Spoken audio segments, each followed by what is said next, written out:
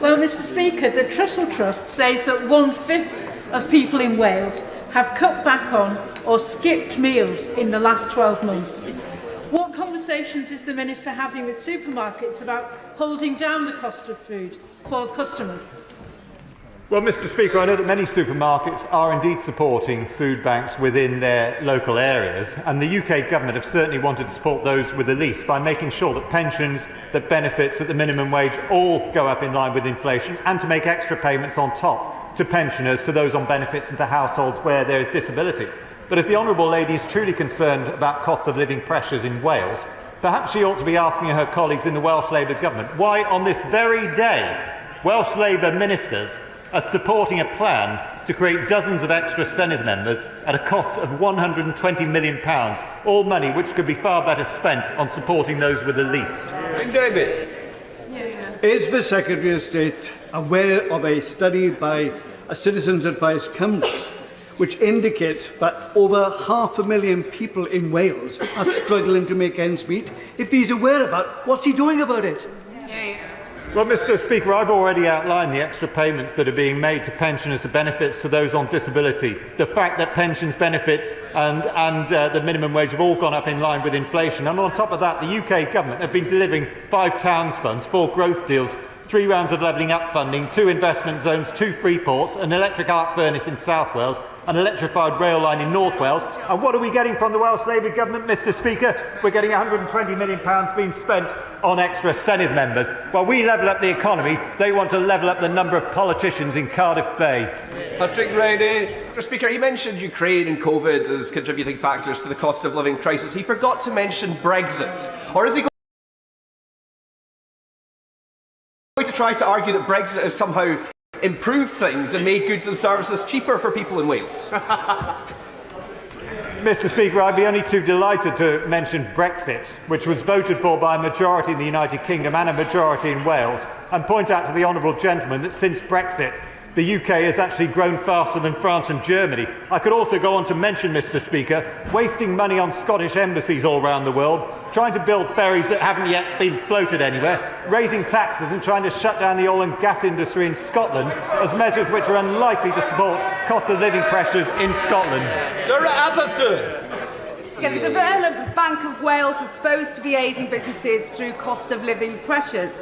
Does my right honourable friend agree that it's unacceptable that one company received £400,000 from the bank, was then able to give the First Minister of Wales £200,000? Well, Mr Speaker, the Honourable Lady raises a very interesting point here.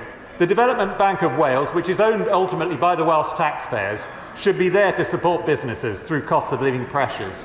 It was able to make a £400,000 loan to a company which was then able to turn round and had £200,000 back in a political donation to enable the First Minister to win the Wales election campaign. Mr Speaker, it's a very good question. It's not a question for me, it's one that should be answered by the shadow front bench. But on this matter, Mr Speaker, they have been very silent indeed. Alan Cairns. Thank you, Mr Speaker. Small businesses, particularly those in retail and hospitality, are directly affected by cost of living challenges that come from the outcome of COVID and the energy price spike from the Ukraine conflict. Therefore, the Chancellor has introduced a 75% business rate relief scheme in England that is supporting businesses in England. Does he share my concern that that funding is not being used to the same degree in Wales, and the business rates in Wales are only being relieved to the rate of 40% and are paying more in tax?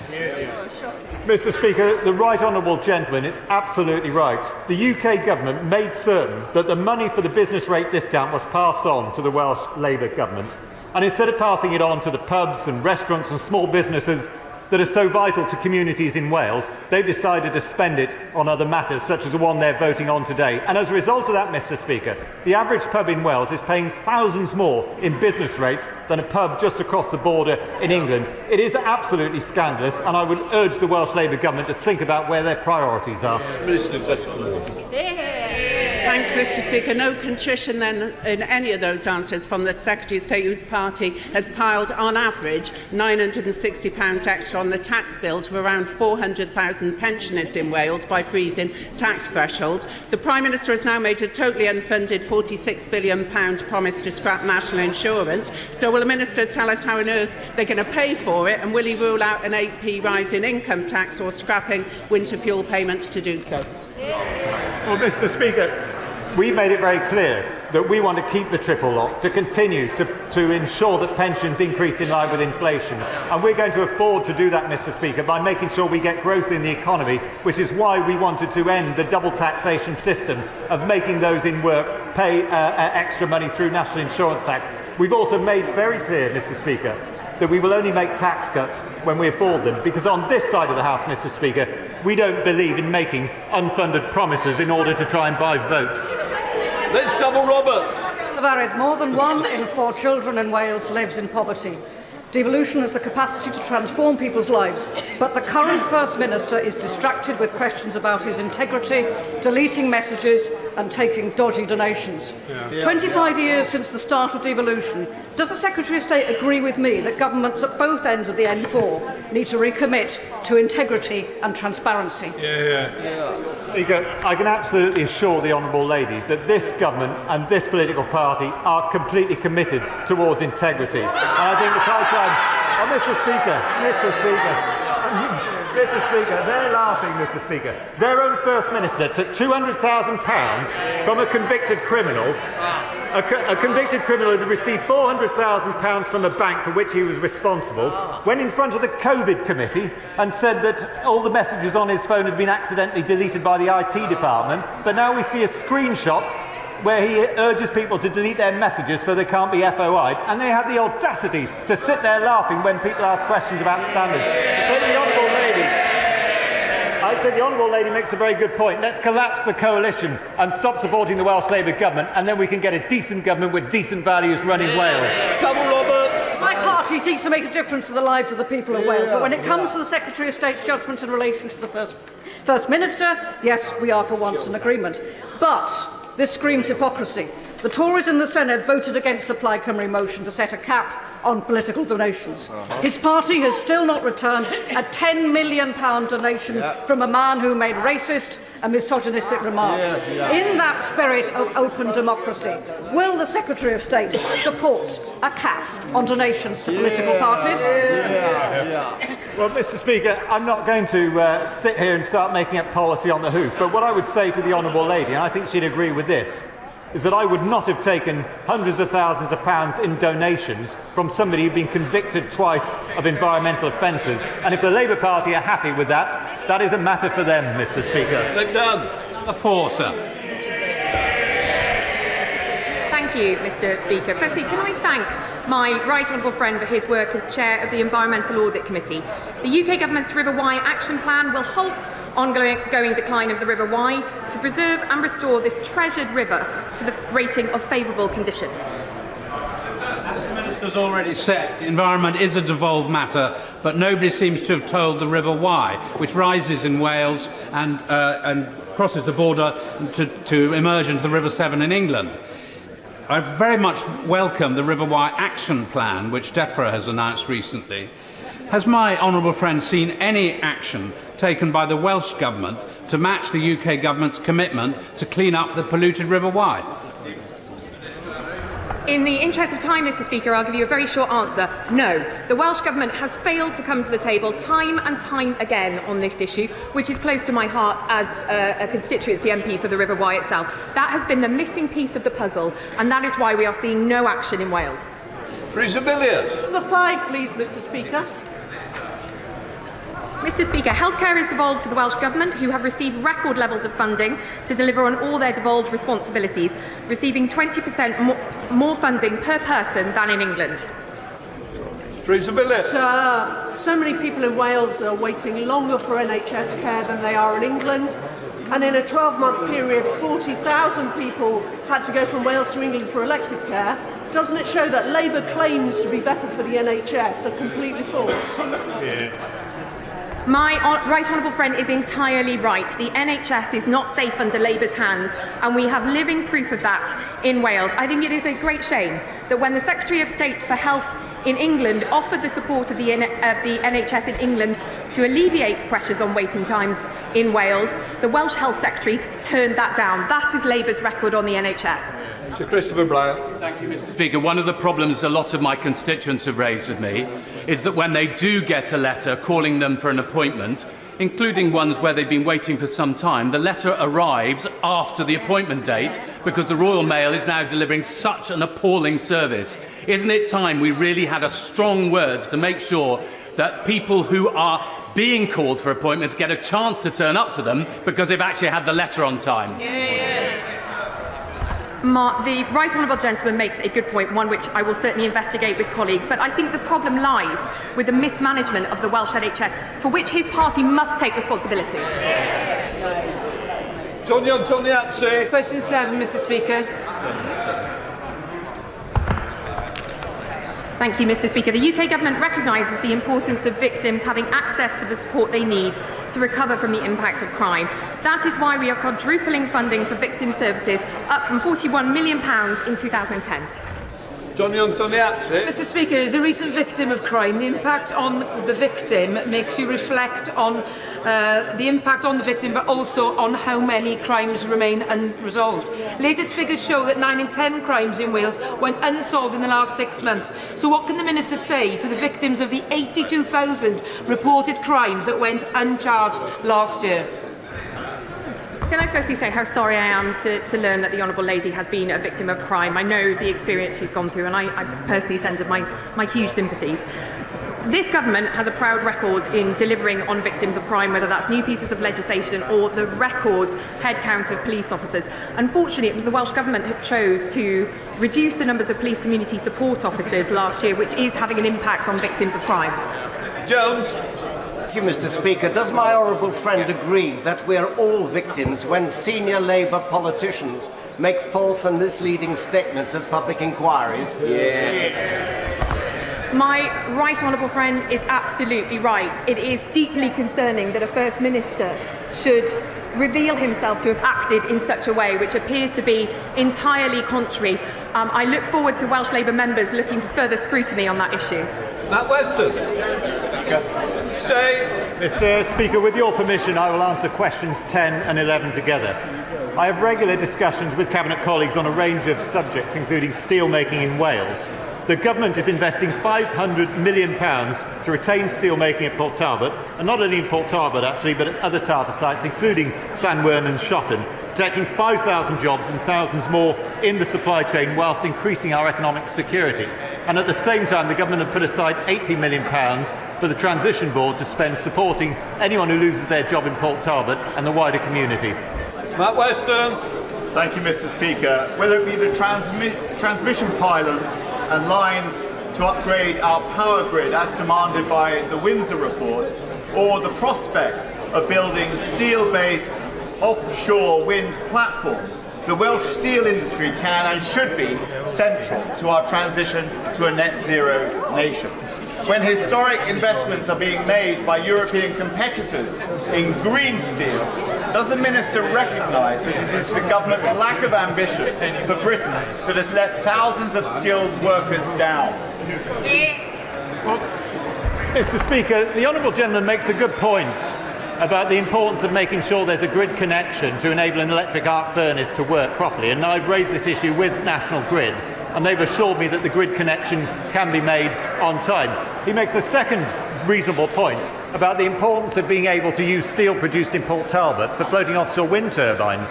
That is not the case at the moment because, as some of his shadow frontbenchers seem to be unaware of, the steel made in Port Talbot is coil, which is too thin to make floating offshore wind turbines. The Honourable Gentleman will be pleased to know that there are discussions going on with one major investor to try and ensure that the steel produced from the arc furnace can be made in a way that could support floating offshore wind structures. Hopkins. Thank you, Mr. Speaker. The sustainability of domestic automotive manufacturing is vital to the future prosperity of Luton's local economy. So what discussions has the Minister had with the UK's automotive industry about the effect of losing our sovereign virgin steel production on their supply chain costs? Yes. Well, Mr. Speaker, I've had a number of discussions.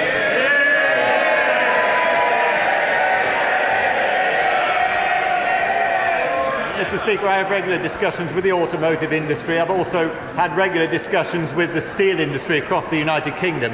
90% of the grades that are currently produced by Port Talbot can be produced using an electric arc furnace. And there is work going on to ensure that the other 10% can be. But can I just remind the Honourable Lady that we actually have a plan for Port Talbot. When Tata came to us, they were looking to close down Port Talbot, to pull out of the United Kingdom, and it's a move that would have cost 8,000 jobs and 12,500 in the wider supply chain. As a result of that, the UK Conservative government stepped forward with £500 million of investment to support an electric arc furnace and a further £80 million to support retraining workers and to support infrastructure improvements in Port Talbot. We have had not one single penny from the Welsh Labour government, who instead have decided today to prioritise spending £120 million on more Senedd members. More Senedd members or support for steelworkers? I know what my priority is, Mr. Speaker. We now come to questions to Prime Minister Kirsten Oswald. Question 1, please. Mr. Speaker, I know the whole House will join me in congratulating John Swinney on becoming SNP leader and Scottish First Minister. I look forward to working constructively with him to deliver for the people of Scotland. Mr. Speaker, this morning I had meetings with ministerial colleagues and others. In addition to my duties in this House, I shall have further such meetings later today. Kirsten Oswald. Thank you, Mr. Speaker. At last week's Prime Minister's questions, I highlighted the shocking rise in the number of teenagers trying vaping, and I asked the Prime Minister if he would take decisive action to stop vape advertising on football strips. He declined to do that. Since then, I have had an exchange with the Scottish Chief Medical Officer, Professor Sir Gregor Smith, during a session of the Tobacco and Vapes Bill Committee. And he said, "Where I become very uncomfortable and I am not supportive is where the massive attraction of sports companies is used in a way that promotes behaviours that are known to be unsafe or unhealthy." Can I ask the Prime Minister again, does he still think that it is right that vape companies should sponsor football kits?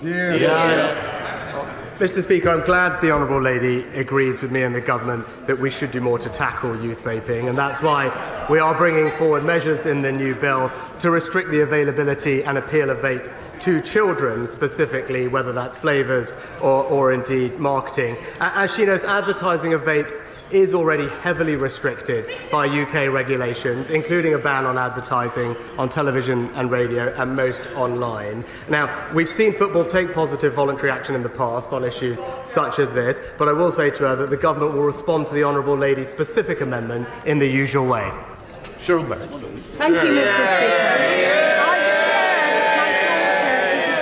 Officer in the Armed Forces. In recent weeks, Mr. Speaker, my right honourable friend has announced plans to control welfare and get people back to work, to increase defence spending to 2.5% of GDP, and pass legislation to get flights off to Rwanda. Does he agree with me that these are all issues that real people like my constituents in South East Cornwall care about, and that the Leader of the Opposition should do the right thing and back them? Well, Mr. Speaker, my honourable friend is a fantastic champion for her local area. And can I also thank her daughter for her service in the armed forces? And she's right, I'm not surprised that the Labour Party don't back our plans to stop the boats. I'm not surprised they don't back our plans to get people into work and reform welfare. But I do think that they should do the right thing when it comes to the security of our nation, and that's back our plans to increase defence spending and give our brave armed forces personnel the resources they need to keep us safe. We now come to Leader of the Opposition, Keir Starmer. Mr. Speaker, can I warmly welcome the new member for Blackpool South? After the representation that fine town has had recently, it's good to know they've got a proper champion back at last.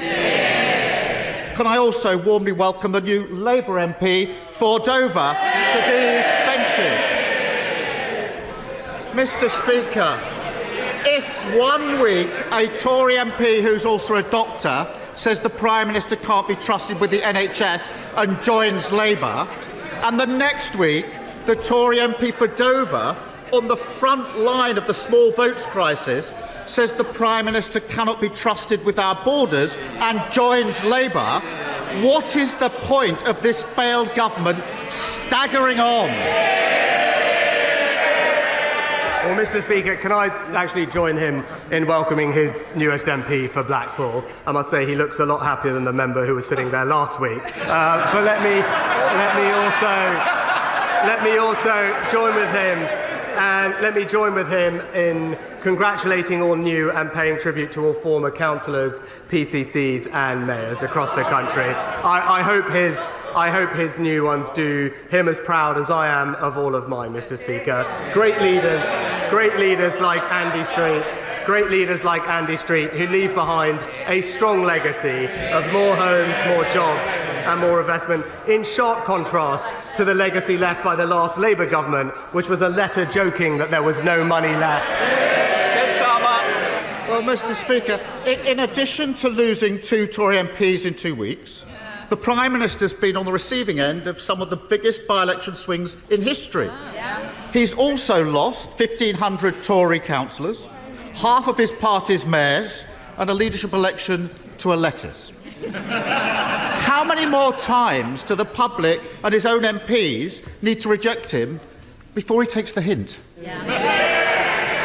Well, Mr. Speaker, this time last year I reminded him of some advice, actually, from his own mentor, Tony Blair, who had said at the time that he can be as cocky as he likes about local elections, but come a general election, it's policy that counts, Mr. Speaker.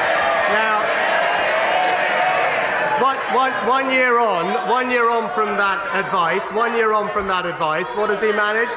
£28 billion of tax rises, 70 new business regulations, 30 U-turns, and a deputy leader under a police investigation.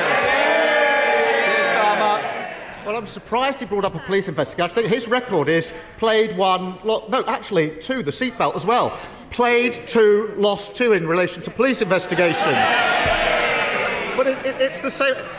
The public keep telling him, the voters tell him it's not good enough. Instead of listening, he keeps telling them everything's fine if only they'd realise his greatness.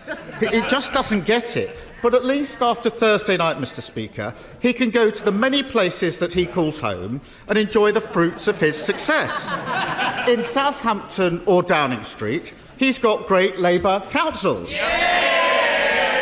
At his mansion in Richmond, he can enjoy a brand new Labour mayor of North Yorkshire. And at his pad in Kensington, he can celebrate a historic 3rd term for the Mayor of London. Now that he too can enjoy the benefits of this changed Labour Party, is he really still in such a hurry to get back to California? Well, Mr. Speaker, I must say I was of course surprised to see the honourable gentleman in North Yorkshire, but probably not as surprised as he was when he realised he couldn't take the tube there, Mr. Speaker. But I can tell him that the people of North Yorkshire believe in hard work, secure borders, lower taxes, and straight-talking common sense, Mr. Speaker. They're not going to get any of that from a virtue-signalling lawyer from North London. It was great to be in Northallerton, where they just voted to reject the Prime Minister's proposition. Mr. Speaker, he's finally found something in common with the British public. No matter where he calls home, all his neighbours are backing this changed Labour Party. And they keep rejecting him because they have sussed him out. They know there's nothing behind the boasts, the gimmicks, the smug smile. He's a dodgy salesman, desperate to sell them a dud. Now, Mr. Speaker, 16 days ago, when he held a press conference claiming victory on Rwanda, he said the next few weeks will be about action. People want deeds, not words. So let's test that. How many small boat crossings have there been since he said that 16 days ago? Mr. Speaker, actually, just before we go on to that, he talked about a changed Labour Party.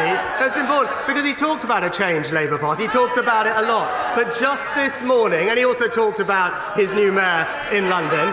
So just this morning, we've learned that the Labour mayor in London believes, and I quote, that there is an equivalence between the brutal terrorist attack of Hamas and Israel defending itself. And let me be crystal clear, there is absolutely no equivalence between a terrorist coup and a democratic state. So can I ask him now, will he take this opportunity to demonstrate that Labour Party has changed? And will he condemn those comments from the Labour mayor? Well, I know that was the last run out before the general election, but he's getting ahead of himself in asking me questions. But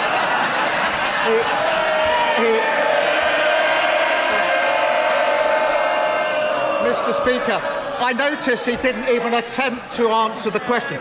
He knows the answer. Since he claimed victory 16 days ago, there have been a staggering 2,400 small boat crossings. 2,400! That's a gimmick, not a deterrent. And those 2,400 will be added to the Tories' asylum perma backlog, which is forecast to rise to 100,000 by the end of this year. Now, the Prime Minister pretends he will remove them all to Rwanda, but Rwanda can only take a few hundred a year. At that rate, the Prime Minister's grand plan would take over 300 years to remove them all. Mr. Speaker, that's tens of thousands of people with their claims going unprocessed, who are going to be here for their entire lifetime, living in hotels at the taxpayers' expense. It is absurd to call that anything other than an amnesty handed to them by the Tory party, isn't it? Well, Mr. Speaker, he had the opportunity to condemn the comments of his mayor, a mayor who said that there is an equivalence between Hamas and Israel. He did not do that, and everyone will see what that is. That is the Change Labour Party, Mr. Speaker, right there.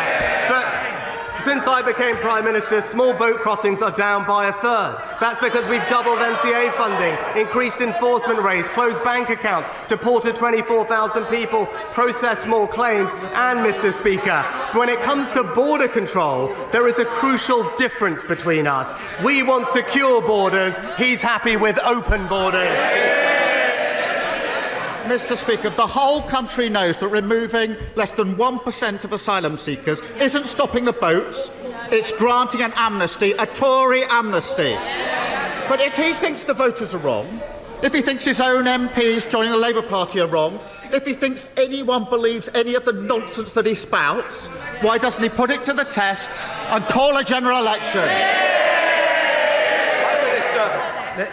Mr. Speaker, he talks about removing people. This is a person who campaigned to stop the deportation of foreign national offenders, Mr. Speaker. It shows how out of touch his values are with the British people. But, Mr. Speaker, it's yet another week where we hear nothing about his plan to do anything on the issues that matter to the country. Meanwhile, we're getting on, reforming welfare and getting people into work. He opposes it. We're controlling migration, legal and illegal. He opposes it. And as we heard, Mr. Speaker, we are boosting defence spending to strengthen our country. He opposes it. And that's the difference. He snipes from the sidelines. The Conservatives are building a brighter future.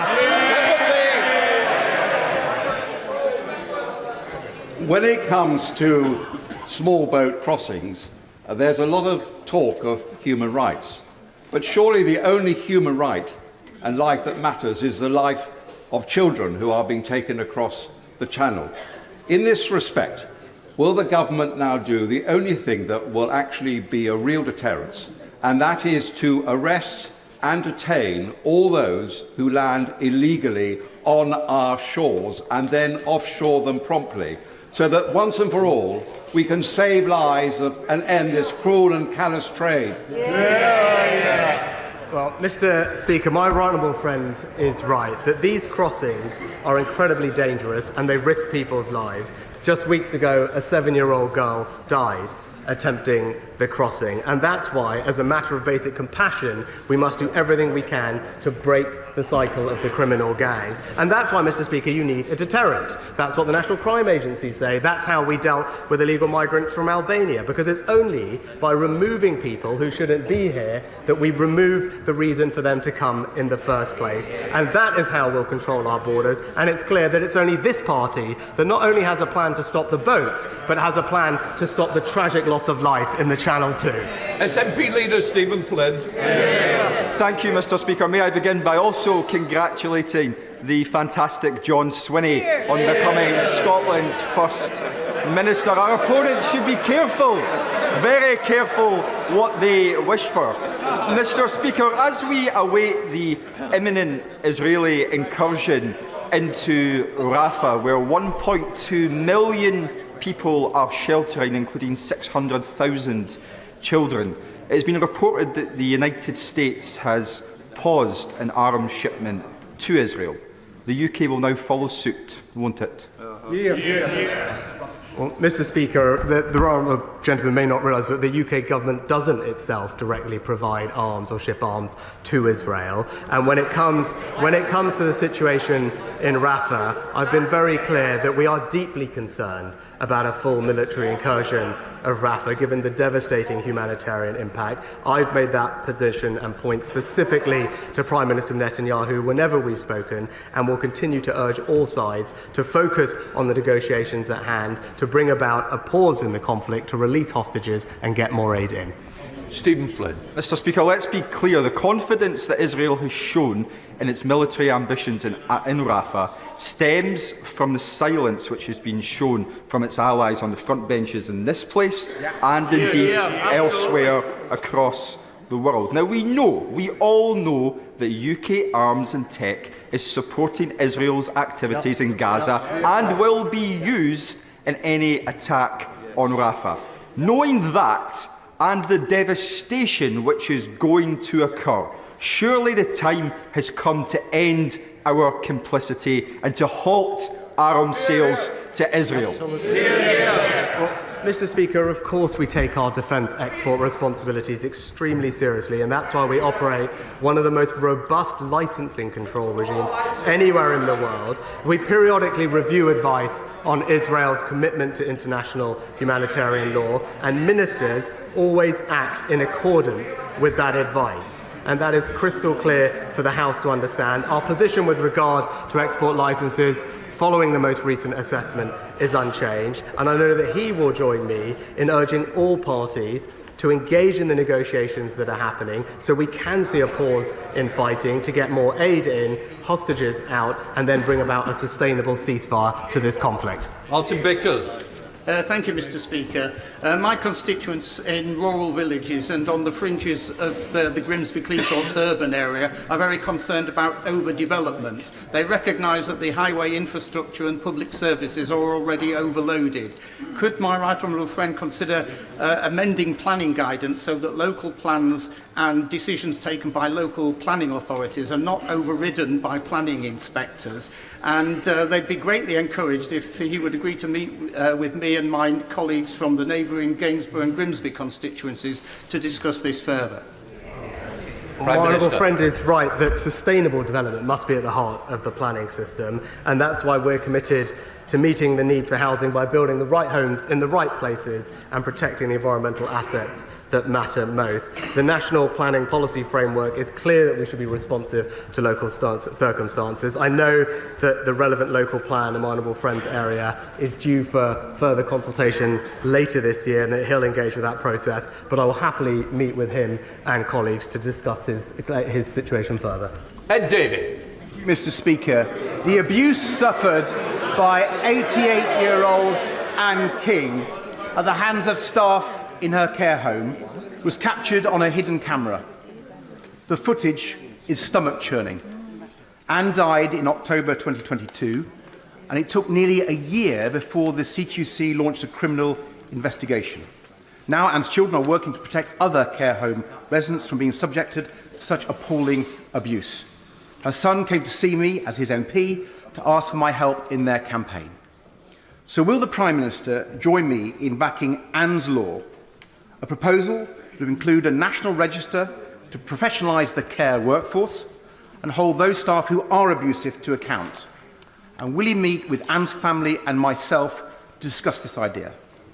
Well, Mr. Speaker, can I first of all extend my sympathies to Anne's family for what she went through. Obviously, that's not appropriate, and I'll make sure that the department engages with him and Anne's family on the proposed law. And he's right to say we should have high standards across the care industry, and we're walking towards more investment to support our care home staff, making sure that they have training, qualification to development, and we have a regime in place that can hold everyone to account for delivering the high standards that we would all expect. Sarah Downs.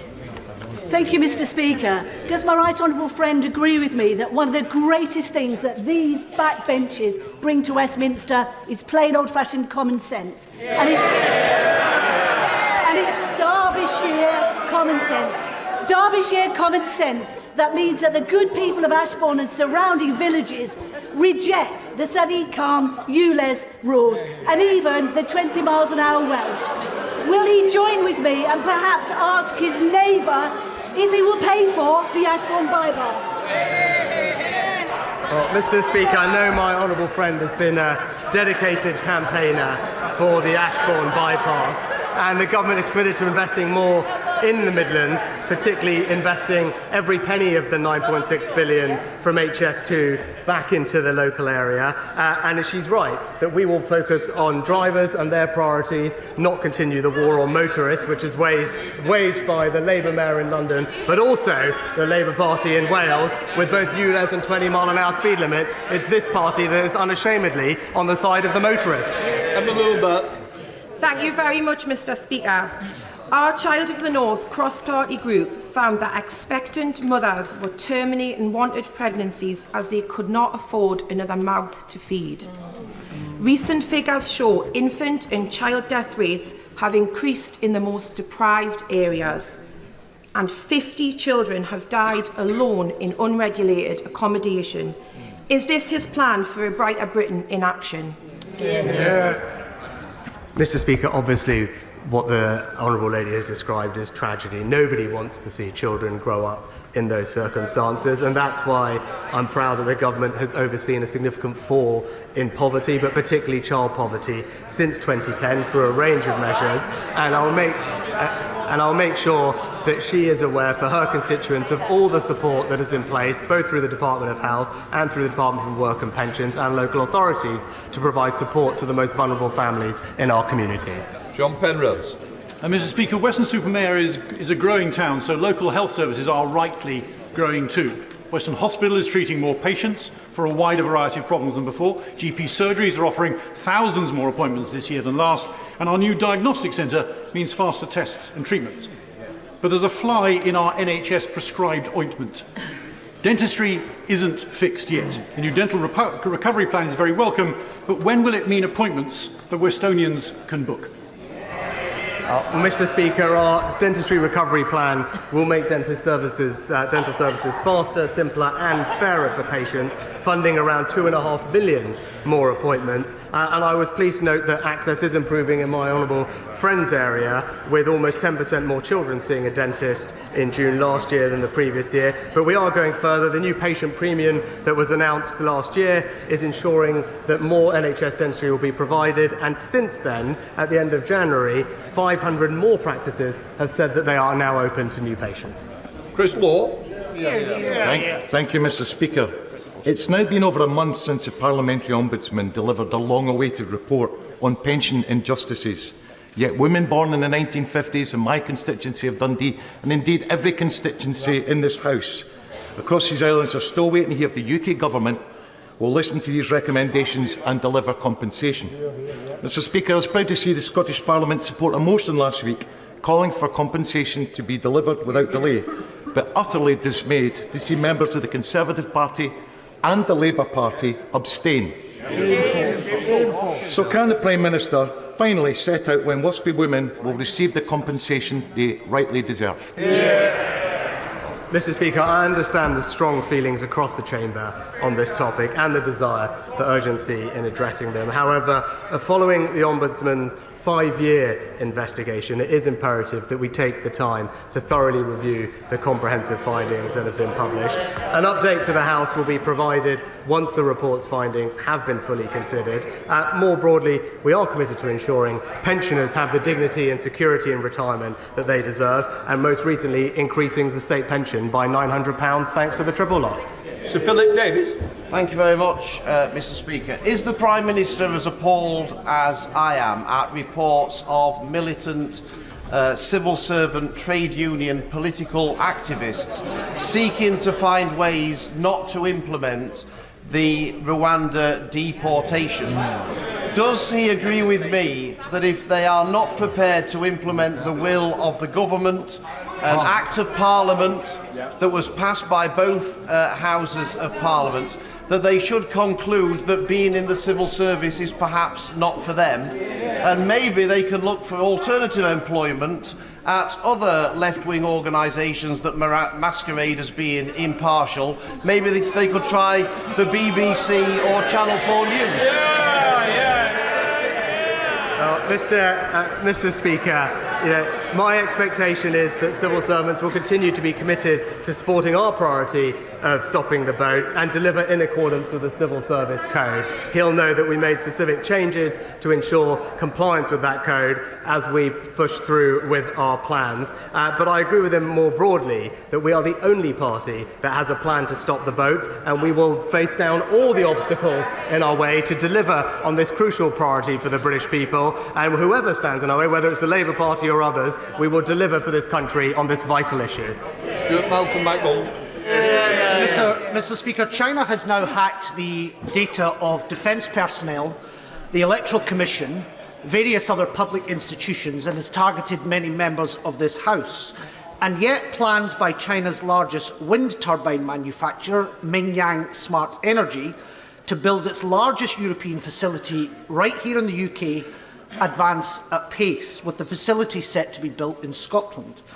Given widely shared concerns about the involvement of hostile states such as China in the UK's critical national energy infrastructure, does he not agree that now is the time for this project to be paused, to be reviewed by the government on national security grounds? And if not, what message does he think that sends? Well, as I've said repeatedly, China is a country with different values to ours and is acting in a way that is increasingly authoritarian at home and assertive abroad. It's right that we take firm steps to protect ourselves against that, particularly in the area of economic security, which is why this government passed the National Security and Investment Act, precisely so that we can screen transactions without commenting on individual ones, of course, to protect this country. And we have used those powers, not least to block Chinese investment in a sensitive semiconductor company, but also to ensure that the Chinese state nuclear company had no part in the future of our nuclear power. So he can rest assured that we're alive to the challenges and have passed laws that give us the powers to protect against them. Charlize Fox. Thank you, Mr. Speaker. 5-year-old Benedict Blythe was a lovely little boy who attended a primary school in my constituency. Sadly, however, he died of anaphylaxis, a severe allergic reaction. The coroner's inquest has not yet reported, but speaking generally, on average, 2 children in every class have a food allergy, and allergic reactions take place more in school than in any other setting outside the home. Severe allergic reactions are on the rise and can be fatal. Yet there is no explicit legal requirement for schools to have allergy medication, an allergy policy, or other recommended safeguards being made available. There is only guidance. Will the Prime Minister meet with me and Benedict's parents, Helen and Pete, so that we can discuss a way forward to ensure that children who suffer from allergies in schools can be more safe, including schools having an allergy policy, adrenaline pens, and staff who know how to use them? Well, firstly, can I extend my sympathy to Benedict's family? It's tragic always to hear about the loss of a child, and we fully understand the seriousness of severe allergies and believe that children with medical conditions should be properly supported to enjoy a full education and be safe at school. Now, there is a legal duty on the governing body of schools to make arrangements for supporting pupils, including setting out what needs to be done, symptoms, treatment, but I will ensure that my right honourable friend gets a meeting with the Health Secretary to discuss how we could further support pupils with serious allergies. Yesterday, his Chancellor confirmed that it's government policy to abolish national insurance, a £46 billion annual cost, and no indication of where the money's coming from. So can the Prime Minister rule out further freezes on tax allowances or an 8p increase in income tax to pay for it? Well, Mr. Speaker, it's total nonsense, and of course I rule that out. And let me just close up. Mr. Speaker, there is no unfunded policy. What we have said is that we have a long-term ambition to keep cutting national insurance to end the unfairness of the double taxation on work. We'll make progress towards that goal in the next Parliament, just as we already have in this, by cutting national insurance by a third in 6 months, delivering a £900 tax cut, at the same time is increasing investment in the NHS and increasing the state pension. But it's increasingly clear what this reveals is that the Labour Party opposes tax cuts for working people. Angela Richardson. Thank you. Empowering local pharmacies is a key part of this government's plan to cut waiting lists. In Guildford, we recently lost 2 neighbouring pharmacies. But good news, Mr. Speaker. I'm pleased to report that by working diligently with local pharmacists, concerned residents, the Minister and the ICB, I have helped to secure a new pharmacy in Burford. Will my right honourable friend join me in welcoming this new pharmacy, and does he agree that it is vital residents should have access to a good, efficient and above all local pharmacy? Well, Mr. Speaker, I care deeply about the future of our community pharmacies. I'm very pleased to hear about my honourable friend's success in securing a new pharmacy for her constituents, joining the 10,500 others across the country. And she's now right about the important role that our local pharmacies can play. That's why we're backing them with £645 million of additional funding through Pharmacy First, so that you can now go straight to your pharmacist, receive treatment for 7 of the most common ailments, saving you time and ensuring that patients get the care they need quicker and closer to home. Mr. Speaker, last Friday, The Guardian reported major structural deficiencies at Stepping Hill Hospital in Stockport. Stepping Hill's major outpatients building, the radiology department, and the critical care unit have all been condemned. In March, I met with senior officials at Stockport NHS Trust. They were very clear that a sustained lack of capital investment is the root cause of problems at my local hospital. Mr. Speaker, does the Prime Minister believe that our hospitals, quite literally crumbling, is the price worth paying for the 14 years of successive Conservative failure? Mr. Speaker, we fully recognise the need to invest in health infrastructure across the country, including at Stepping Hill Hospital, and that's why we are currently spending around £4 billion a year for Trust to spend on necessary maintenance and repairs, on top of the £20 billion new hospital programme and the additional funding that was put aside to deal with RAC maintenance. But he talks about a legacy of the NHS. All he needs to do is look at his party's record in Wales, where people currently are experiencing the worst A&E performance and the longest wait times anywhere in Great Britain. Ruth Edwards. Thank you, Mr. Speaker.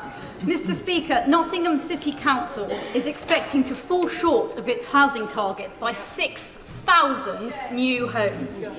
Last time this happened, Rushcliffe, as a neighbouring authority, was forced to take thousands of homes on top of its own housing target, which led to huge pressures on our green spaces and public services. So can my right honourable friend reassure me and my constituents that the changes we've made to the planning system will mean that this time we will be protected from Labour's failure in Nottingham? Well, my honourable friend makes an important point, and while on this side of the House, the Conservatives believe in building the right homes in the right places, with local people having a say, all Labour would do is impose top-down housing targets on areas, decimating our precious countryside. And in Nottinghamshire, as she says, you can see the difference, Mr. Speaker, between the well-run Conservative County Council compared to the bankrupt Nottingham Council, which has left residents to pick up the bill from their profligacy. Lucas.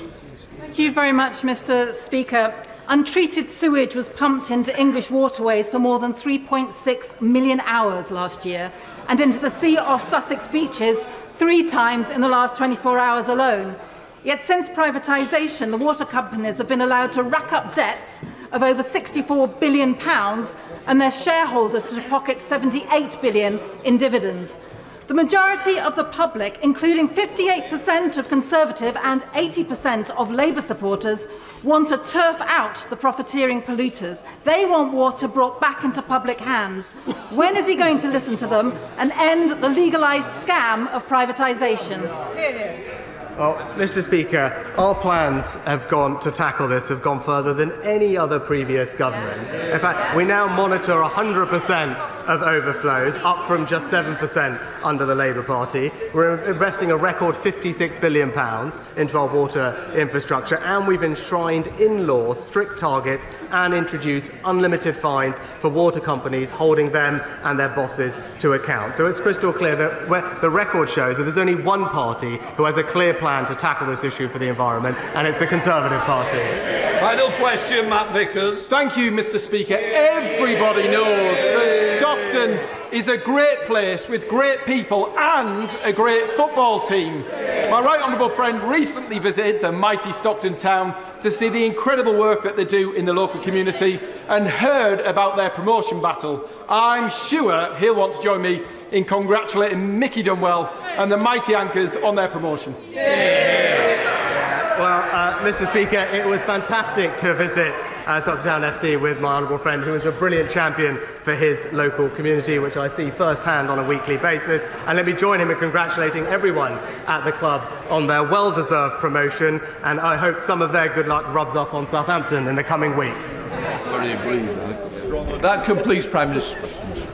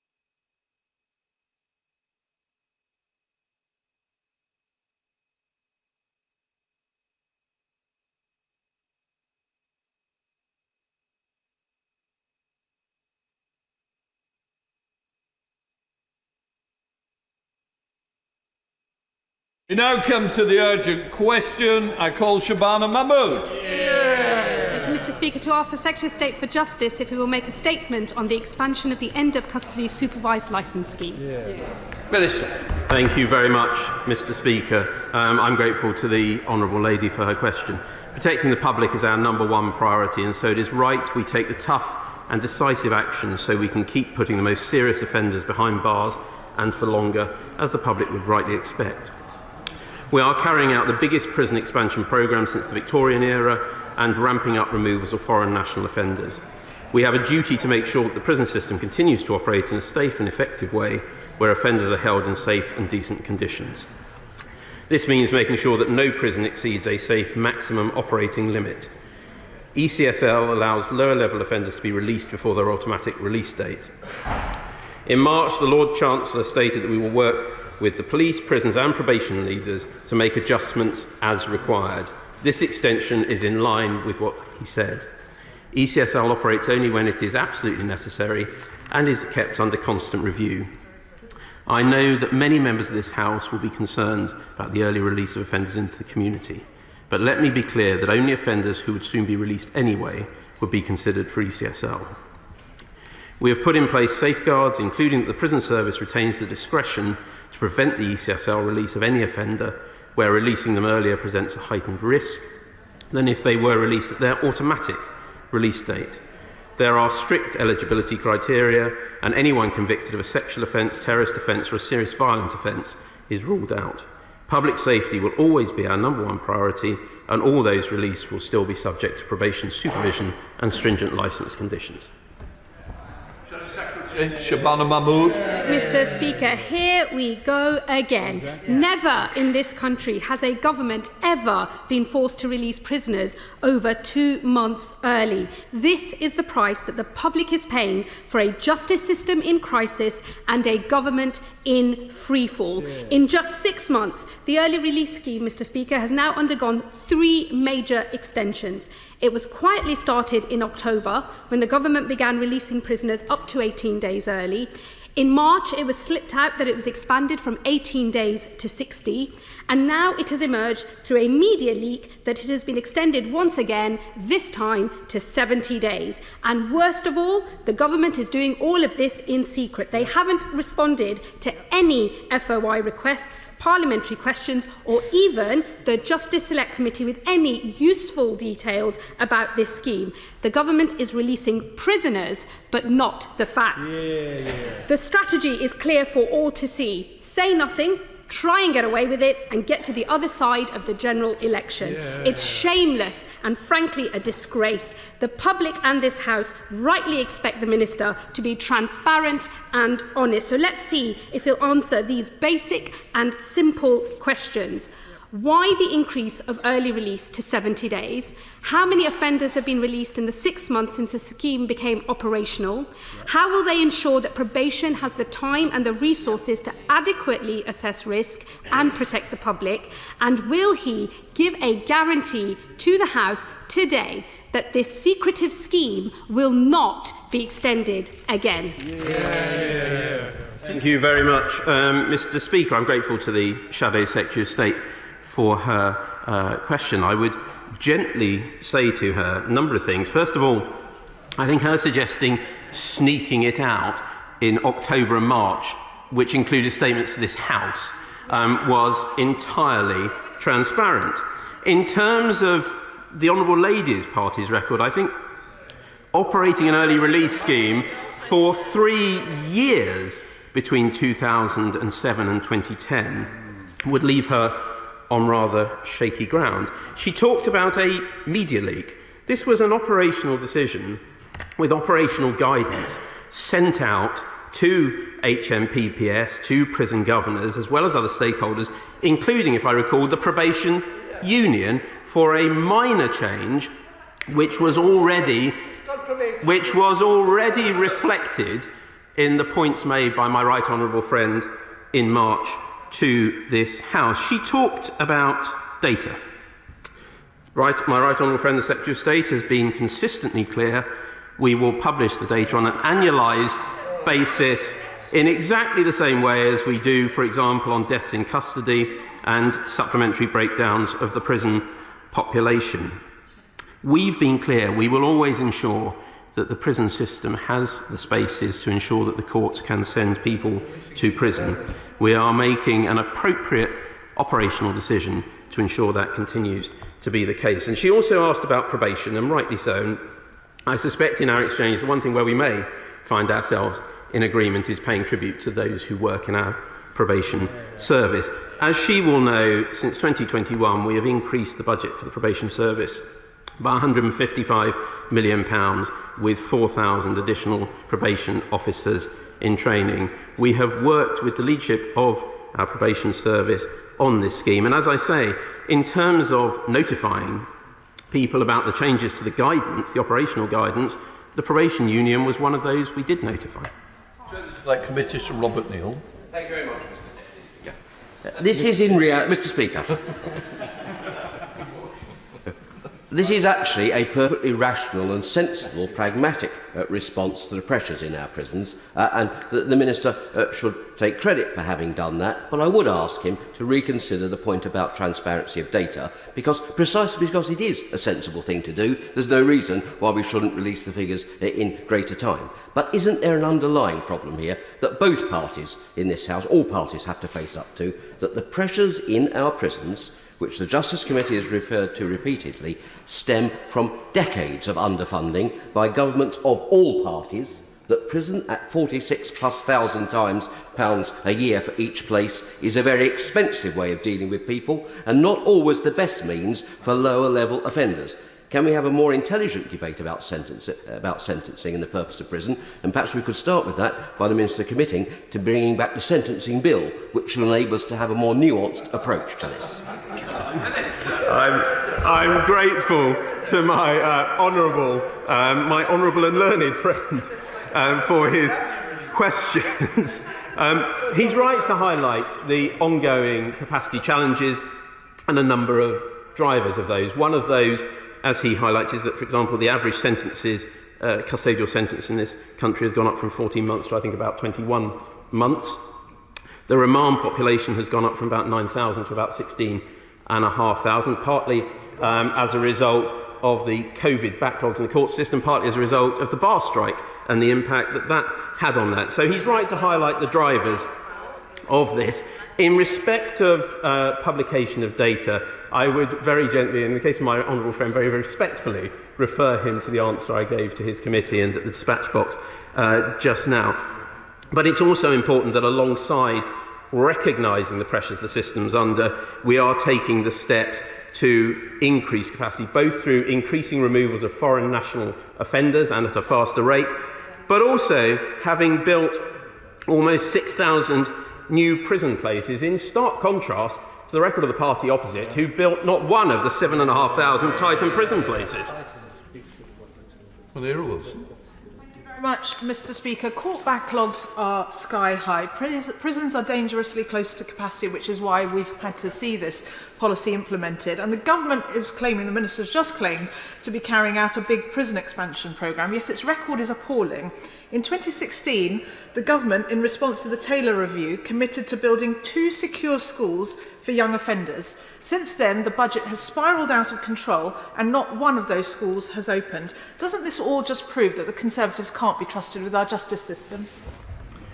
Well, I'm grateful to the Honourable Lady, and she knows I have a huge amount of respect for her, but I think even by Lib Dem standards that was stretching the bounds of credibility a little, not least, as she will be aware, we've built 2 new prisons. We have 3 that have now completed, 1 in construction, 2 have now completed planning, 1 is currently subject to a planning appeal. And in respect to the secure school, I think she should look forward to that opening in a matter of days. Rob Battle. Mr. Speaker, can I ask my honourable friend to expand a little bit on the great improvements that are being made to increase capacity? Can he tell us a little bit more about progress in ensuring that more foreign national offenders are removed to their own countries? And can he also expand a little, since it seems to be very badly understood by those on the other side of the House of all parties, quite how much of a programme we have got on this side of the House for prison building, the number of different prisons, the number of spaces that will create, and therefore the prospect for rehabilitation of offenders and consequently, in time, fewer victims of crime? Well, my honourable friend is absolutely right to highlight that, and I pay tribute to his work in the justice system, not only in this House, but prior to his being a member of this House. In respect of FNO removals, I believe, and of course I'll correct it if I'm slightly out, around 16,000 FNOs have now been removed, and it's timely that, as I say that, my right honourable friend, the Home Secretary, appears, so I can pay tribute to him and his department for their work in delivering that.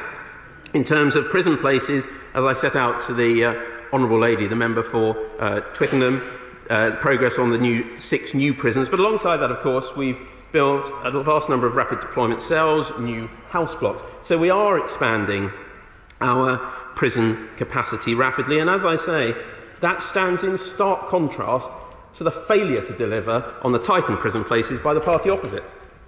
Rebecca Longvale. Thank you, Mr Speaker, the National Association of Probation Officers have said that the ESCL scheme is an unmitigated failure and has not only been extended without parliamentary scrutiny but represents an increasing risk to public safety. The Secretary knows our probation service is in crisis and it cannot cope without a significant increase in support and resources. Will the government be providing this? Very grateful to the honourable lady, and I have, as I said, and share the view with the Shadow Secretary of State, great respect for the work done by those who work in our probation service, and indeed have met with the probation unions in the past, and although we don't always agree, I do have huge respect for the work that those unions do in representing their members. But I would make 2 points. Firstly, to say that it was done without scrutiny in this House, I think, is stretching the bounds of credibility. 2 statements by my right honourable friend, multiple oral parliamentary question sessions, and indeed myself undergoing a polite but thorough grilling in the Justice Select Committee by the chair of the Select Committee. So I don't think it stacks up to say that this has not been subject to scrutiny. To her underlying point, however, as I set out earlier, we are investing in probation, £155 million additional investment a year since 2021, and 4,000 more probation officers and probation staff in training. Mr Speaker, just a moment ago the Minister set out the significant increase in the number of people being held on remand. I think he said from 9 to 16,000. Could the Minister just set out to the House the work that the government is doing to address the court backlogs and what steps he's taking to look at other routes for monitoring people who are on remand, who perhaps could serve that remand period in the community under a tagging system? Well, I'm grateful to my honourable friend, and I think, actually, to correct myself, it's actually, I think, 16,500 now on remand out of the prison population. In terms of court backlogs, we have increased investment in our courts, we've increased the number of sitting days, and we are seeing progress being made.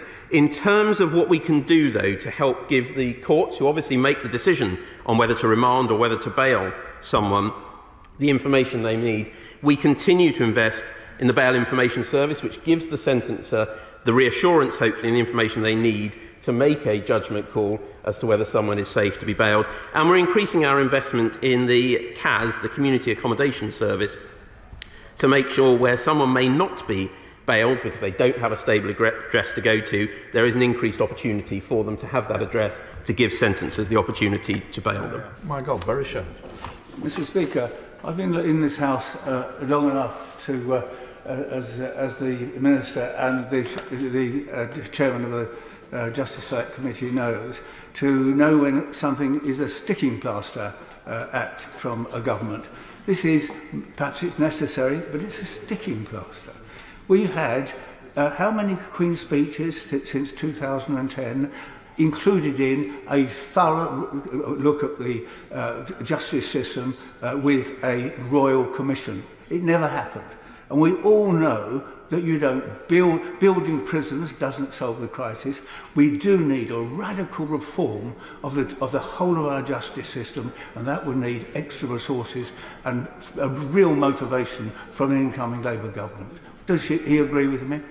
Minister. Well, I'm grateful to the honourable gentleman with whom I've occasionally tussled across this chamber. And I agree with some of what he says. He won't be surprised now I don't agree with his last statement, in that, judging by the track record up to 2010, I fear it will be a case of let down by Labour were that to happen. However, I'm grateful for his typically thoughtful comments, actually, on this, and his looking at the bigger picture behind the challenges we face.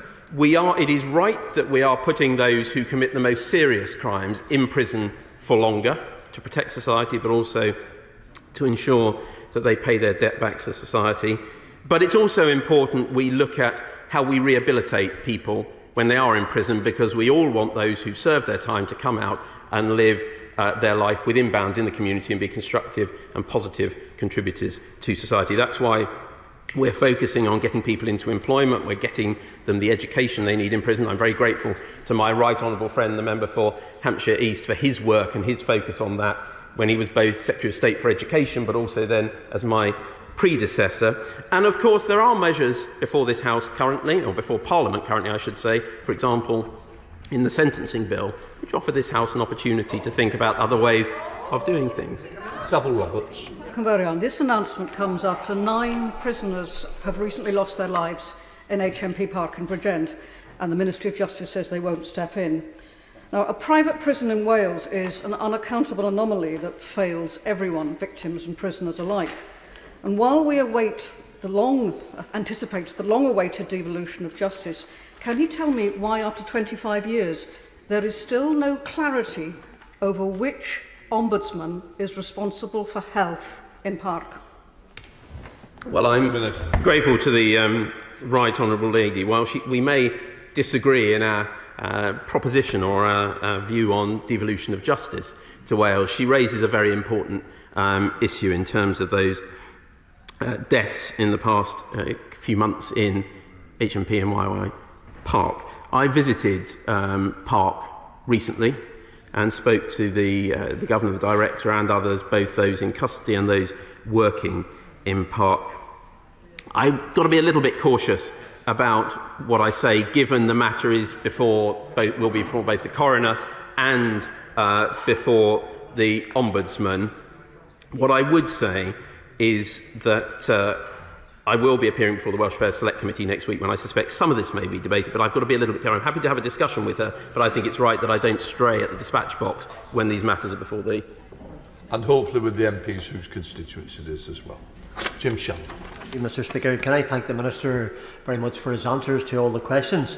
The scheme was initially designed to allow for short-term early release of a matter of days, and yet some are now facing some 70 days.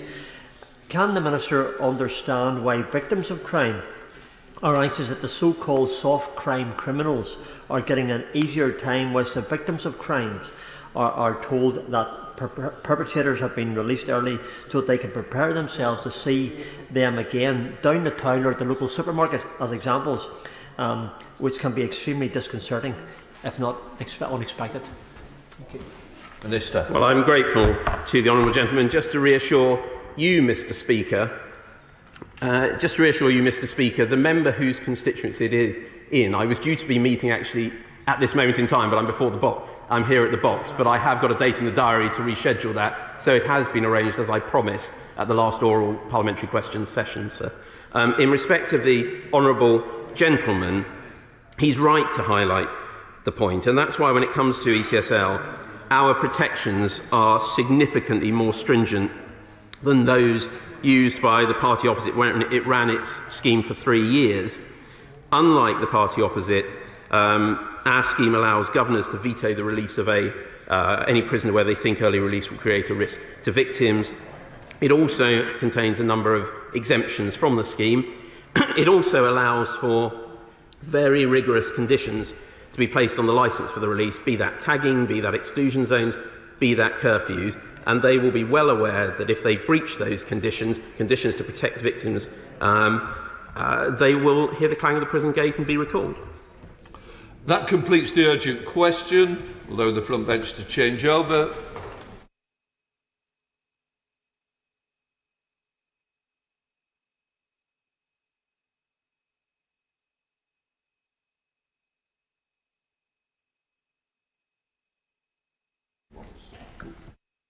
Right, we now come to the statement. I call the Home Secretary, James Cleverly. Thank you, Mr. Speaker. With permission, I would like to make a statement to the House regarding measures that His Majesty Government will take in response to the reckless and dangerous activities of the Russian government across Europe and now suspected here in the UK. As reported on Friday, the 26th of April, 5 individuals have been charged in connection with an investigation into alleged offences under the National Security Act as part of a counter-terrorism policing investigation.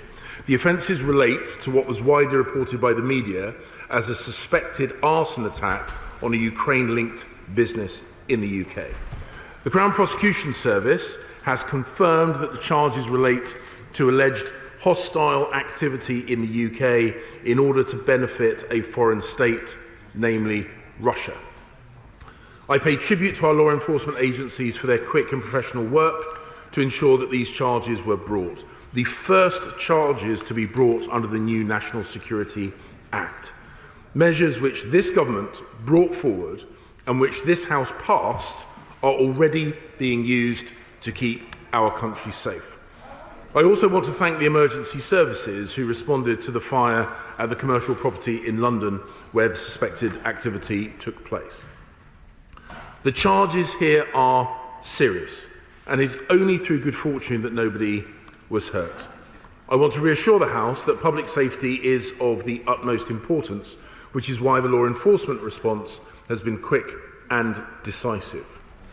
As members will appreciate, I must not say anything further on the specific case or any related case to avoid prejudicing the outcome of ongoing criminal proceedings. And I ask the House to respect this and to avoid using the debate to add to the speculation about this incident. It is vital that justice runs its course. However, I want to highlight to the House a pattern of suspected Russian activity that we are seeing across Europe. And of course, this is not the first time that we have uncovered malign activity seemingly linked to Russia in the UK in the past year. In September, 5 Bulgarian nationals were charged with conspiring to commit espionage activities in the UK on behalf of Russia. A 6th individual was later charged, and legal proceedings against all 6 are ongoing. There is a much broader pattern of Russian malign activity across Europe. These include plans for sabotage activities against military aid for Ukraine, in Germany and in Poland, espionage in Bulgaria and in Italy, cyber attacks and disinformation activities, airspace violations and GPS jamming with an impact on civil aviation. Over a number of years, we have witnessed Russia and its intelligence services engage in yet more open and more brazen attempts to undermine our security, harm our people, and interfere in our democracies. Litvinenko, Georgia, Crimea, Salisbury, Ukraine, and across Europe. And since the illegal invasion of Ukraine, the rhetoric, the threats, the accusations from Russia have only increased, as Putin seeks to justify the death and destruction that he has brought to the Ukrainian people. These activities bear all the hallmarks of a deliberate campaign by Russia designed to bring the war home across Europe and to undermine our collective resolve to support Ukraine in its fight. It will not work. As the Prime Minister said in Poland last month, we are at a turning point for European security.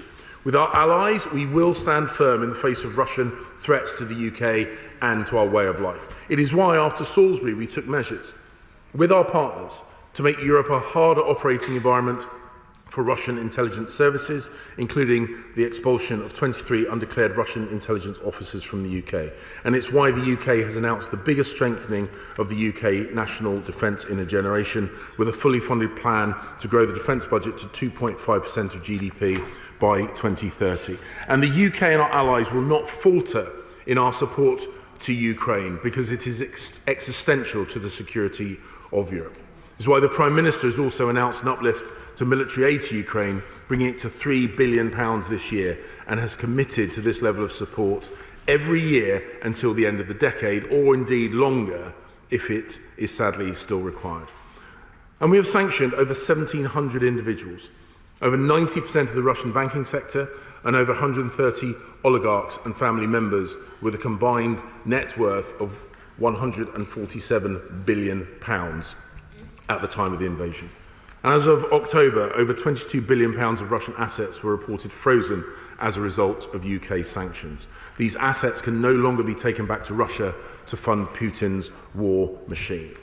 We consider Russia's campaign to undermine our support to Ukraine unacceptable, and it is destined to fail. We must wait, of course, for the ongoing criminal cases across Europe, including here in the UK, to conclude. But given these allegations, the government will not wait to take further action to send a strong deterrence message to Russia and to further reduce its ability of the Russian intelligence services to threaten the UK. That is why today, Mr. Speaker, In conjunction with my right honourable friend, the Foreign Secretary, I am announcing a package of measures to make clear to Russia that we will not tolerate such apparent escalations. So I can tell the House that we will expel the Russian defence attaché, who is an undeclared military intelligence officer. We will remove diplomatic premises status from several Russian-owned properties in the UK, including Seacock's House, a Russian-owned property in Sussex, and the Trade and Defence section in Highgate, which we believe have been used for intelligence purposes. And we are imposing new restrictions on Russian diplomatic visas, including capping the length of time Russian diplomats can spend in the UK. The measures we and our international partners have taken in recent years have already made the UK an extremely challenging operating environment for Russian intelligence services. These further measures that I have described will only serve to strengthen our resilience to the Russian threat. Our NATO allies share our view of Russia's alleged behaviour, as seen in the North Atlantic Council statement of last week. Russia has failed to provide any explanation for these events. In the coming days, we should expect accusations of Russophobia, conspiracy theories and hysteria from the Russian government. This is not new, and the British people and the British government will not fall for it and will not be taken for fools by Putin's bots, trolls and lackeys. Russia's explanation was totally inadequate. Our response will be resolute and firm. Our message to Russia is clear.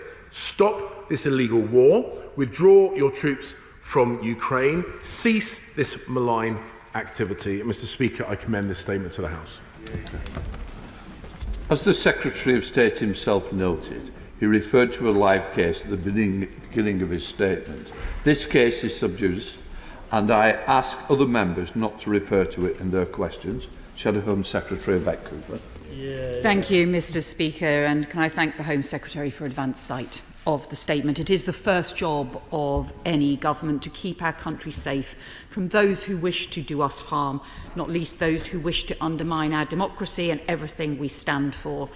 And we pay tribute to the remarkable work of our intelligence and security services, our law enforcement agencies at home and abroad, who strain every sinew to keep us safe. And we will always work with the government on those national security issues. The arson attack the Home Secretary describes was a very serious one. The charges now laid are important. We support the work of law enforcement in this case, and it's immensely important nothing is done to cut across that criminal justice case now. So I simply ask for the Home Secretary's reassurance that a wider investigation is underway, not just into these specific offences, but into the wider context and any wider threats to our national security that might be linked to this incident. The Home Secretary has been clear in linking these charges to Russia, and we echo the Home Secretary's strong condemnation of Russian interference and hostile activity here in the UK and throughout Europe. Repeatedly, we have seen a brazen disregard by Russia for the rule of law, for the UK, for our allies, for our domestic security. And as my right honourable friends, the shadow Foreign and Defence Secretaries, have made clear, we stand shoulder to shoulder with the government in our support for Ukraine.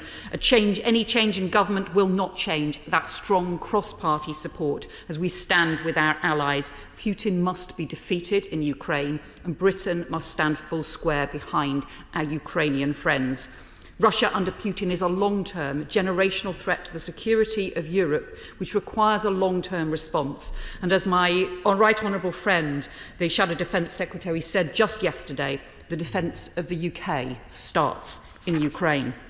But as the Home Secretary has made clear, these challenges are also to our homeland security, and that is why we support wholeheartedly the measures the Home Secretary has set out today, just as we worked on a cross-party basis with the government to pass the National Security Act, and we will work closely with them in going further. But can I ask him a few further questions about these measures and about what further measures the government may be able to take? And ask him whether he expects there to be a diplomatic response from Russia. Can I ask him also, we saw obviously to such appalling extent in Salisbury very many years ago, the willingness of Russian-sponsored actors to put the safety of British citizens and British residents at risk. See the cyber threats, the threats to undermine our democracy and our economy. But I am concerned that we have known about the scale of these threats for some time, and in areas we have been too slow to respond.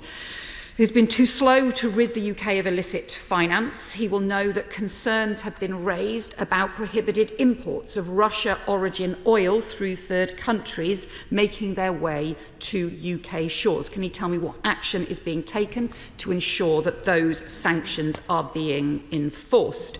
He will know that there is real concern still that the UK is still too easy for lawyers, accountants and for the laundering of Russian money through the UK that potentially aids and abets Putin's war. The US has seized huge amounts of Russian-related assets as part of the sanctions evasion and charged over 70 individuals with sanctions evasion. Can he confirm that no one has yet been charged with sanctions evasion in the US? Can he set out what is being done to address sanctions evasion? The government has said in principle it supports the seizing of Russian assets to fund Ukraine reconstruction, but there have been no proposals to take that forward. Can he tell us what is happening there? We have also still not had a full account of the scale of risks from golden visas. And he will know too that there are threats to our democracy. The work of the Defending Democracy Task Force, I would say to him, I believe is far too limited. And whilst the Security Minister is working on this, can I ask him what engagement he as Home Secretary has had and whether this has been discussed at the National Security Council too? And finally, the update to the government's integrated review warned in March last year that the transition into a multipolar, fragmented and contested world has happened more quickly and definitively than anticipated. And it refers to the Iranian-sponsored kidnap and kill threats on UK soil, the repression of Hong Kong protesters outside of the Chinese consulate in Manchester.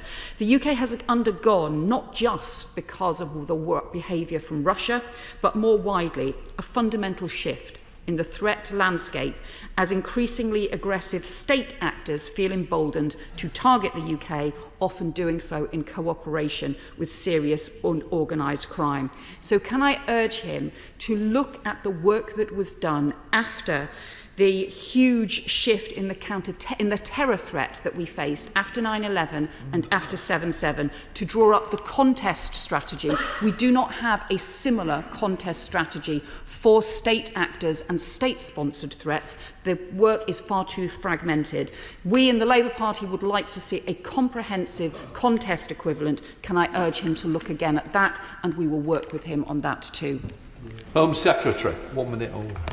Mr. Speaker, I thank the Right Honourable Lady for the various points that she made in her question about her party's commitment to the ongoing support for Ukraine in its self-defence.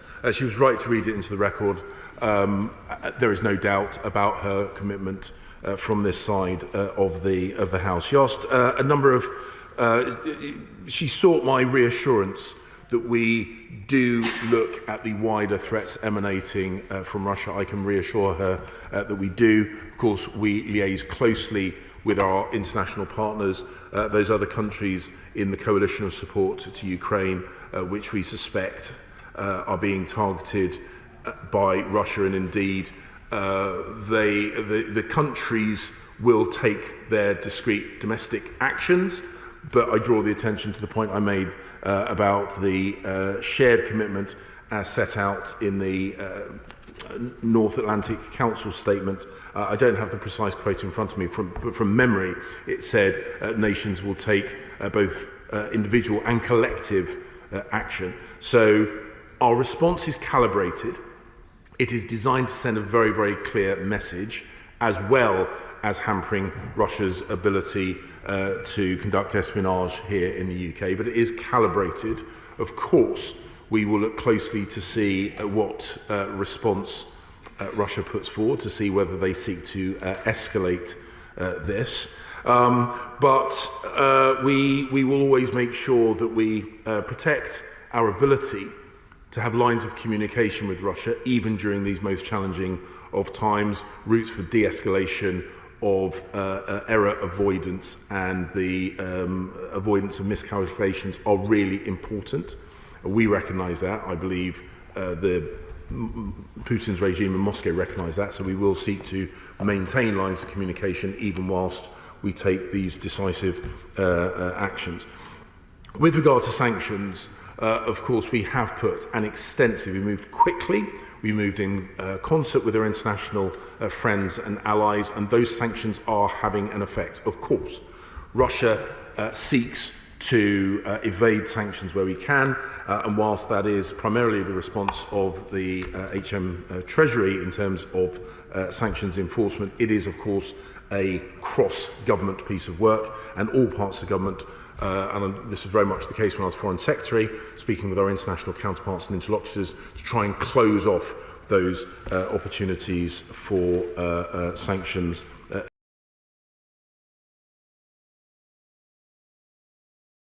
evasion. We will, she mentions about the Defending Democracy task force. This is incredibly important, particularly as we head towards a general election. We will, of course, adapt. We will seek to work cross-party because it's in all our interests that we defend democracy, and I will continue to ensure both the Security Minister and I work closely with the Shadow Front Bench and other opposition parties, the parties' front bench teams, to protect something that is so. Welcome the statement and the update by the Secretary of State. The United Kingdom has led the world in supporting Ukraine militarily, economically and diplomatically. Our key ally, the United States, has introduced the British-American Parliamentary Group on the seizing Russian assets and using those assets to rebuild Ukraine, reconstruction of Ukraine. I have put forward a similar bill in and I've written to the Foreign Secretary on that. Can the Home Secretary clarify if the United Kingdom will support those measures that the United States has, because it's absolutely crucial we do everything we can for the reconstruction of Ukraine? Home Secretary. Home Secretary. Mr. Speaker, of course, we work very closely with our international allies with regard to putting pressure on the Russian regime. We will look closely at the very big difference between the freezing of assets, the seizing of assets, in order to go from one to the other would need close international always act within the rule of law. We do not want to inadvertently find ourselves at the receiving end of criticism from a regime such as Putin's, that we are stepping outside the bounds of international law. But we have absolutely made it clear. We will be incredibly imaginative. We will work hard to ensure that the regime and the people that have funded the brutal attack on Ukraine are also those that fund the rebuilding of Ukraine, and we work with our international partners to make sure that's a reality. We come to our Home Secretary for advance sight of his statement, and like him, pay tribute to these types of threats. Of course, these types of threats are extremely well known and understood right across Europe. Disinformation, other types of hybrid threats are now a feature of democratic life in this country and elsewhere. And I think what that needs, Mr. Speaker, is a comprehensive sea change approach to dealing with hybrid threats. I'm fine to support the government's increase in defence spending, but really what we need is new thinking, new doctrines, new institutions in order to compete against threats that are ever evolving, becoming more sophisticated, more aggressive, and also extremely well funded. especially because we're in an election year. It used to call when this stopped with a six-monthly update on the threat posed by Daesh. Can we have a similar type of statement on hostile disinformation? A written statement to Parliament on a regular basis informing to meet it. Can I echo the comments that have been made about pressing into Ukrainian hryvnia to allow that country to rebuild? I won't press the Minister on that any further. He knows our views on it. But I would also point out, whilst I welcome the seizure of the assets he mentions in his statement and the expulsion of the defence attaché, there are tons of assets in Scotland, I can tell him, land, estates and much else, that any further, he will certainly have our support. Thank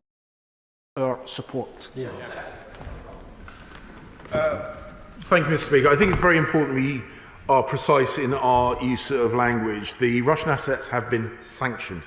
They have been frozen, and there is a very important legal difference between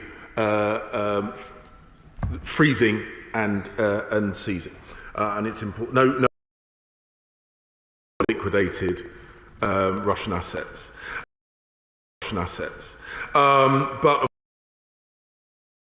people that funded the brutality fund the reconstruction, and we are absolutely committed to that.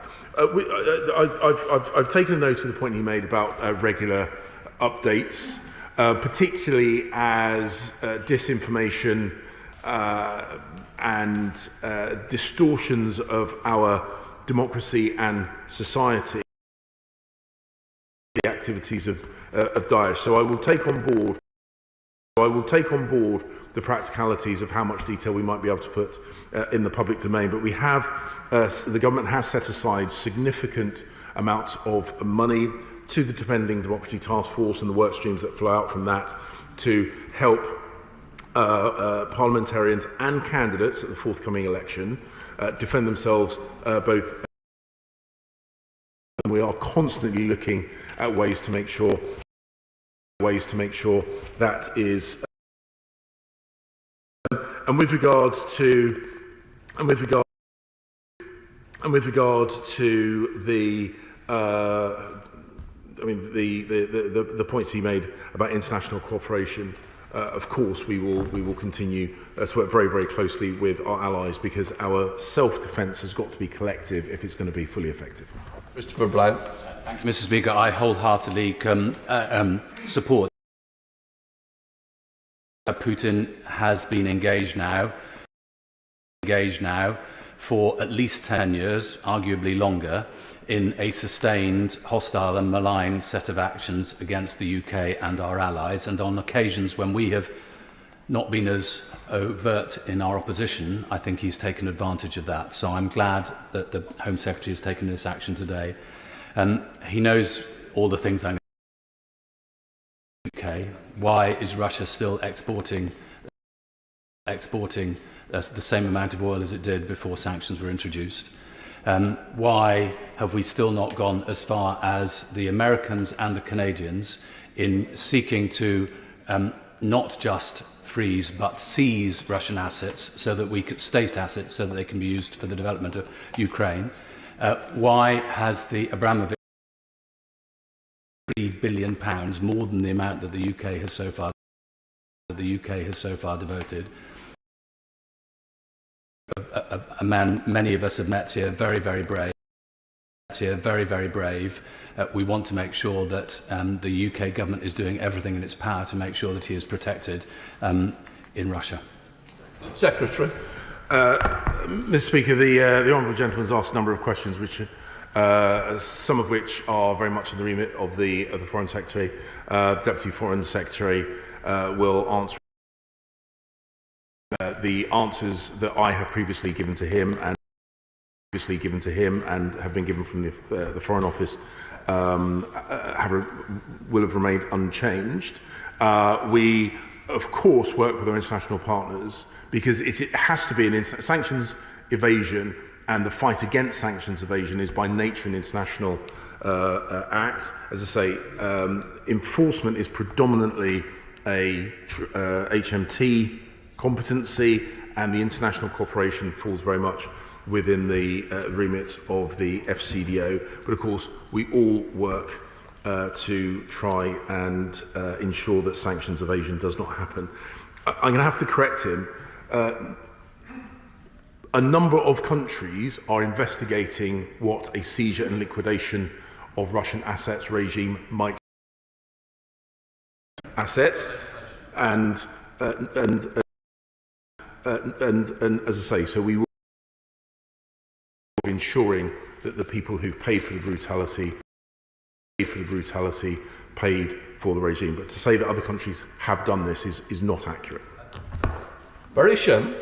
Mr. Speaker, can I say what a pleasure it is that we're taking this seriously? And the words of the Home Secretary filled me with renewed optimism, because I think we need both optimism and action. And does he agree with me that we can never underrate the Russians and Vladimir Putin? The fact of the matter is they are very clever, and they are using strategies, whether they're financial or whether they're using dupes in Europe and other places to channel their influence. We have to be wary at every level.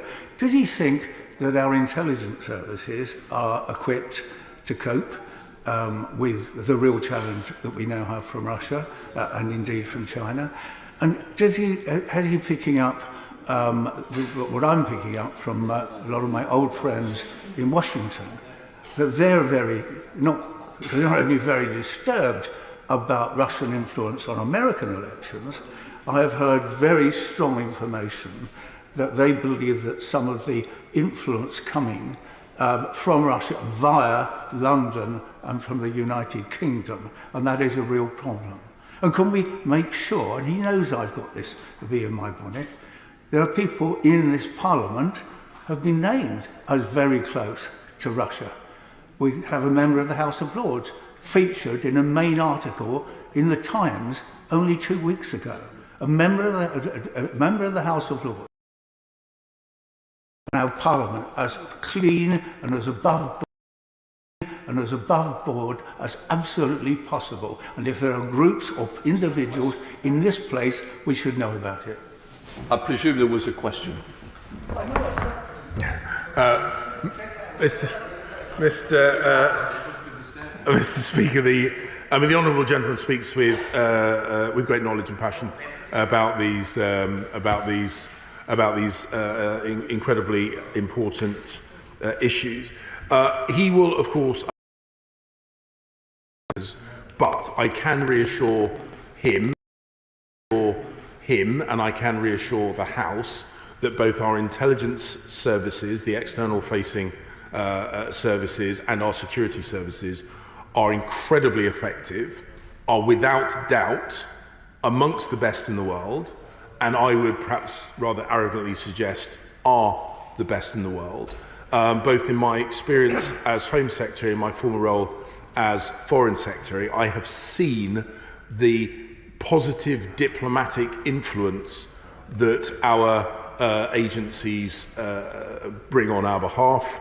They are regarded very, very highly by our allies and international partners. And so, without going into detail, I hope that he and the House can feel reassured that we are in good hands. However, the honourable gentleman has said, Russia takes pride in it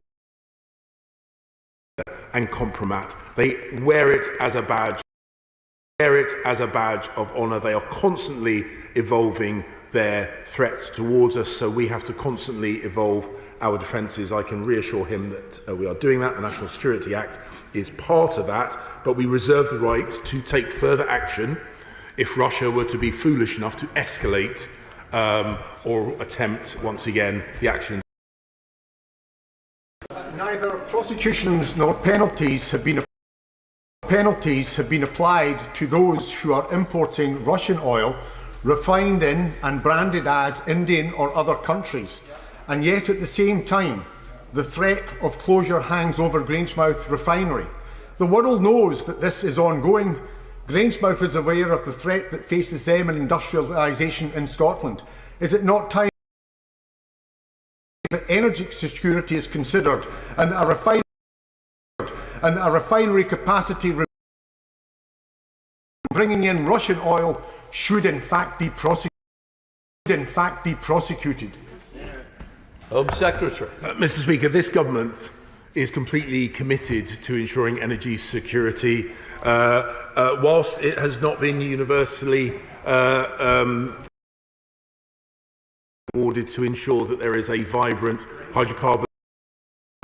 hydrocarbons industry in Scotland. It's important for the UK economy, and it is important for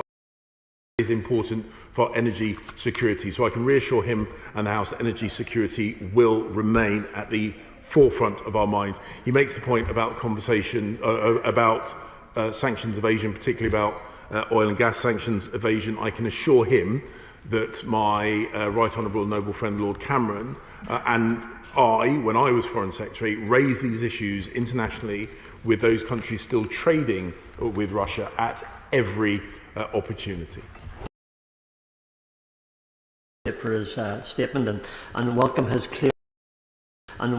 clear commitment.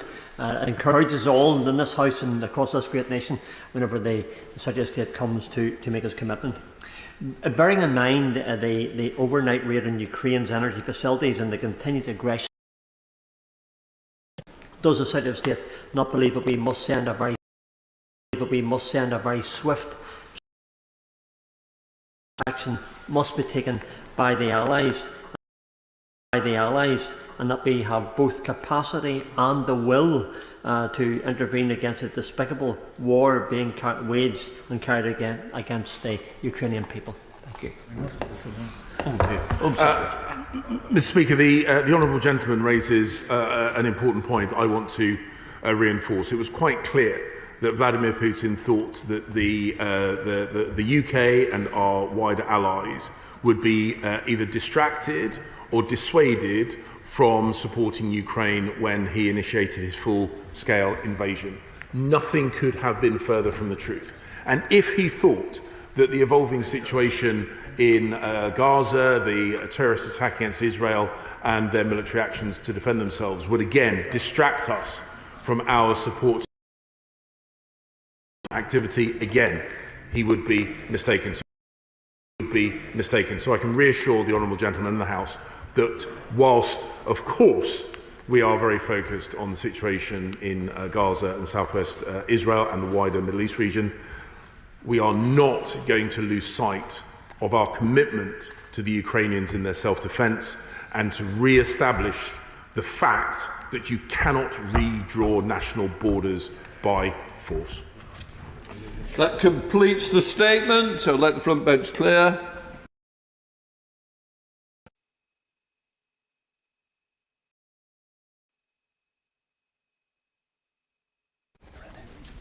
We now come to the next statement to call Minister Tom Pezler. With permission, Mr. Speaker, I will make a statement about disruption at the border. An IT outage. Investigations determined the relevant teams quickly swung into action, and a technical response was underway within 6 minutes.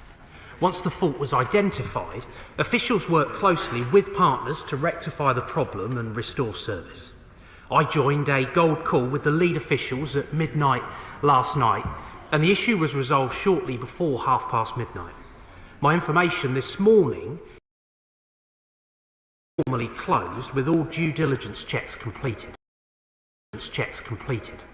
At this stage, I can assure the House and the wider public that all security checks were maintained throughout. Border security was not compromised at any point, and there is no indication of malicious cyber activity. Police access to operational systems was unaffected. As a result of the outage, there were delays at some airports, as members will be aware. The queues remain manageable, and within health and safety parameters. Staff on the ground supported passengers, including through the provision of water, and ensured welfare needs were met. While undoubtedly inconvenient, the delays were necessary to maintain the integrity of our border. That is not to minimise the impact of the disruption, and I realise this will have been frustrating for all those affected. I offer my thanks to passengers for their patience as urgent activity was mounted to resolve the incident. I also place on record my gratitude to all the personnel who are involved in the response, including staff within the Home Office and Border Force and at airports. Mr. Speaker, I realise there will be a number of questions arising from this occurrence. I will, of course, do my utmost to provide as much information as possible, with the caveat that detailed work to understand the circumstances is ongoing. As all relevant information about what happened will be undertaken in systems causes concern. That is perfectly understandable. It is, though, worth putting this in context. Border Force facilitated over 132 million passenger arrivals last year, consistently processing over 90% of passengers within certain times. An urgent response was mounted, and the issue was clearly apologised for the disruption that occurred. I can assure the House that the Home Secretary and I will be unswerving in our determination to ensure that every possible lesson is learned, to ensure that this does not happen again, and I know that will be the objective of everyone across the Home Office. The security, integrity and effectiveness of the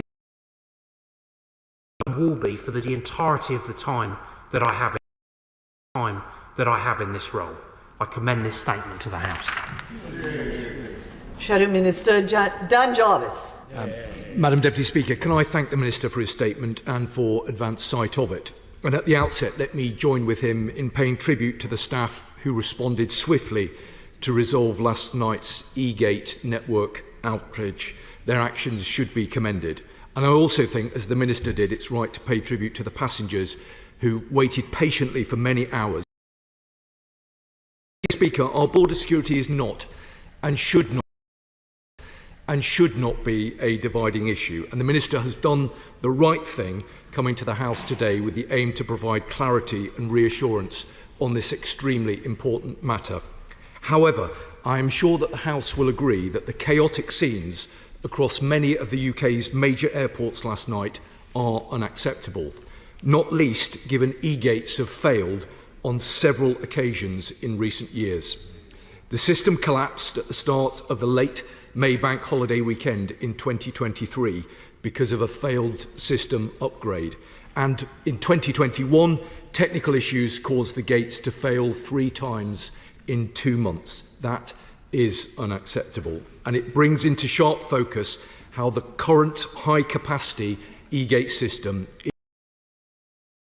losing public trust in the government's management of our border security. Furthermore, whilst the Minister made clear that last night's e-gate failure was due to technical issues, not malign activity, the Home Office and Border Force must be making every effort to ensure that any such technical issues do not expose vulnerabilities to the system that could be exploited by our adversaries, be they state or non-state malign actors. Madam Deputy, allow lawful entry into our country and stop illegal entry. The safety and security of our country depends on it. So, I'd be grateful if the Minister could answer the following questions. Firstly, at this stage, is he able to confirm if the same technical issue responsible for previous e-gate failures is behind the events of last night? And if so, what urgent action will be taken to ensure it is finally resolved? Secondly, does the Minister believe the contingency plan for a national e-gate failure worked last night? And what does he deem to be an acceptable wait time for processing entries into the UK when e-gates fail? Thirdly, is he able to share figures on how many Border Force officers were entries into the UK last night, and were there backlogs in other parts of the border system because of it? And while he's answering questions about mobility and security at the border, can I ask him to give a guarantee that full preparations are in place at Dover to avoid queues when the European entry and exit checks are introduced in the assurance that another national e-gate failure. The Minister will take these questions in the constructive spirit they are intended, and if he isn't able to answer them today, will he write to my colleague, the Honourable Member for Aberafon, and me? Madam Deputy Speaker, to conclude, there cannot be another repeat of the chaos seen at Britain's border last night, and the Government must do everything it can to resolve these persistent problems once and for all. The public still works. Minister. Well, I'm very grateful to the Shadow Minister for the tone in which he has approached this statement today and the response on behalf of His Majesty's opposition. And I would again just like to reiterate the thanks and appreciation that were reflected in his remarks to Border Force staff and team with the airlines respectively to support passengers during this period of disruption. And again, I would like to place on record my apologies sincerely to all those passengers who are affected by this issue last night. I can understand their frustrations and I sincerely apologise for it. He specifically asked about whether the contingency plan that was in lessons from contingencies and evolve those models. Overall, the contingency plans did work last night with that strong partnership underpinning them, working with the airlines, working with the airports, and of course leadership on that from Border Force teams. He also asked me specifically again about whether border security was compromised. I can confirm that border security was not compromised. Proper checks in the automated manner that people would wish to see, with greater manual processing of cases, but relying upon the underlying systems. Again, it demonstrates that the contingency plans that we put in place for incidents like this were robust, that they did work. The issue and the response to it was triggered within 6 minutes. We then saw the and that has subsequently been assured as well, to ensure that around the security breach aspect. Let me again be clear that this was not a cyber attack, but he's right in the point that he makes about the need for us always to be vigilant when it comes to border security and making sure that our IT those sorts of pressures, and that is something that we continue to factor in endeavours. And when it comes to the root cause of how we got to this point in the first place, as soon as the fix was put in place, the posture changed to get to a place where we better understand the root cause of what has happened. That work is ongoing. It wouldn't be right for me to speculate, but I can absolutely assure him that we will get to the bottom of this. The technical team are confident that there is now a permanent fix to this specific issue. And when it comes to general e-gate reliability, over 90 million passengers use e-gates each year, and we're world leading in their use. This is an extremely rare occurrence. He will recognise the fact that you can never guarantee that any IT system, but that is why it's imperative that robust contingencies are in place. Integrity of our border. We are clear as a We are clear as a government that we must never compromise border security, and we didn't. The border was operational, albeit it was slower than that which any of us would like, and for which I am sorry. And are so important as part of the way in which people that we saw last night all of the time. So it underpins why they are so important. And in fact, last year over 90% cleared the border within 30 minutes, which does demonstrate, I think, just how integral this is and why we place a real emphasis on making sure that there is an availability of e-gates. And as I said earlier, we will get to the bottom of this. And finally, on the point that he's asked about the EU recent weeks to debate that, there is an enormous amount of cross-government work going on at the moment to ensure that we have the best possible plans in place.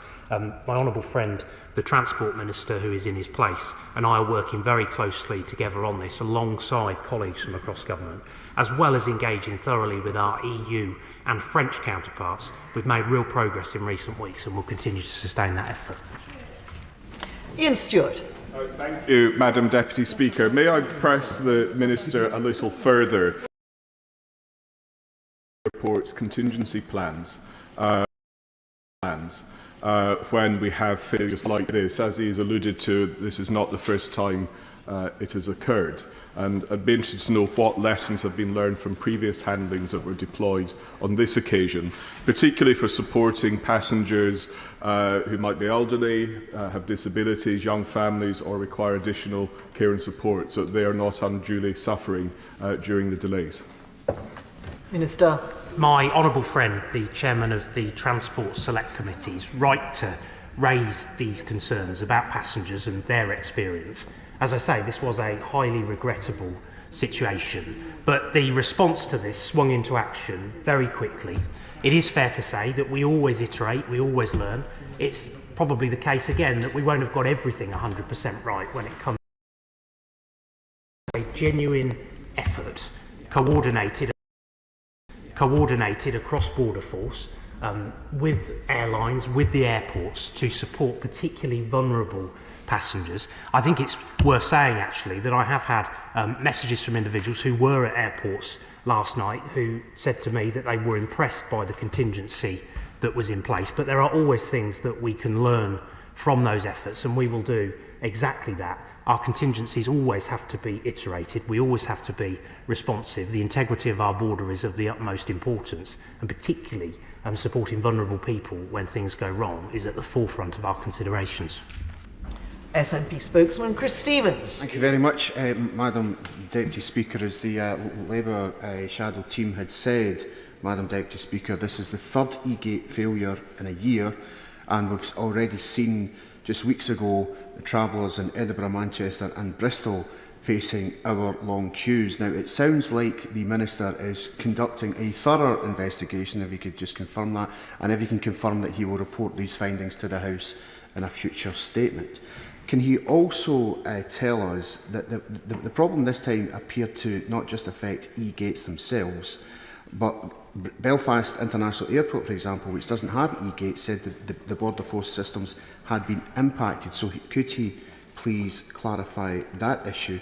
And finally, Madam Deputy Speaker, the Home Office have been talking for a long time about introducing other technological innovations in order to carry out its business and its work. What lessons does he think that this particular example gives in relation to going forward in the future? Minister. Well, can I also just thank the Shadow SNP spokesman for his constructive tone that he has taken in raising this.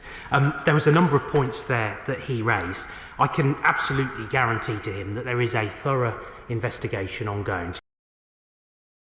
The team are confident that the fix that has been put in place addresses the issue, but we of course want to understand the underlying root causes of what went wrong last night to ensure that the system is as robust as it can possibly be to withstand any of those technical challenges moving forward. And I will gladly take away the point that he raises about updating On the point that he raises in relation to Belfast Airport, if he doesn't mind, I'd like to take that point away and speak to Border Force officials about that and provide him with a written update. And when it comes to the wider delivery of what is actually a considerable programme of change at our domestic border over the course of the coming months, he will recall that we are rolling out. We've been delivering that in phases. The early indications have been good. It allows us to,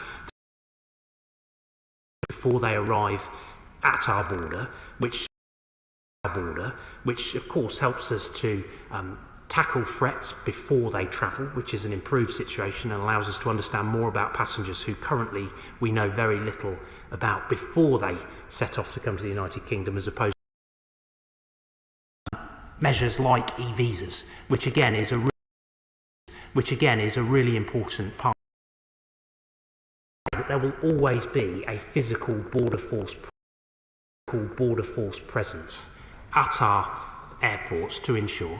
Well, the honourable gentleman, the member for Rwanda, remarks on that. I wanted to make that point clear to the House, because I think there is always a place for technology. There is an important role for automation to play, but it's right that there is always that physical presence too, to be able to support people who any issues. And what the automation process will allow us to do is to focus more increasingly on risk and to deploy Border Force officers to deal with that in greater volumes, as well as improving the passenger experience. So he's right to raise this. Any and all learning will be taken forward as we develop those processes and as we take those programmes forward. But I'm confident that the plans that we have around them is robust, and we will get on and deliver on the commitments that we've made. Henry Smith.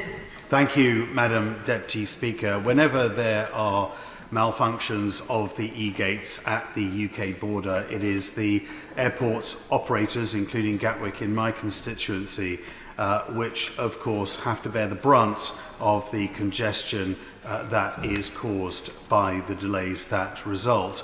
As the Home Office updates the e-gates system with new technology, what assurances can he give me that he will engage, and the Home Office will engage with the airport operators to ensure that they are very much part of ensuring that we have both a secure but free-flowing border? Minister. My honourable friend recognises, I know, the importance of the digitisation that we are taking forward of our border from a security perspective, from a service perspective, all of which is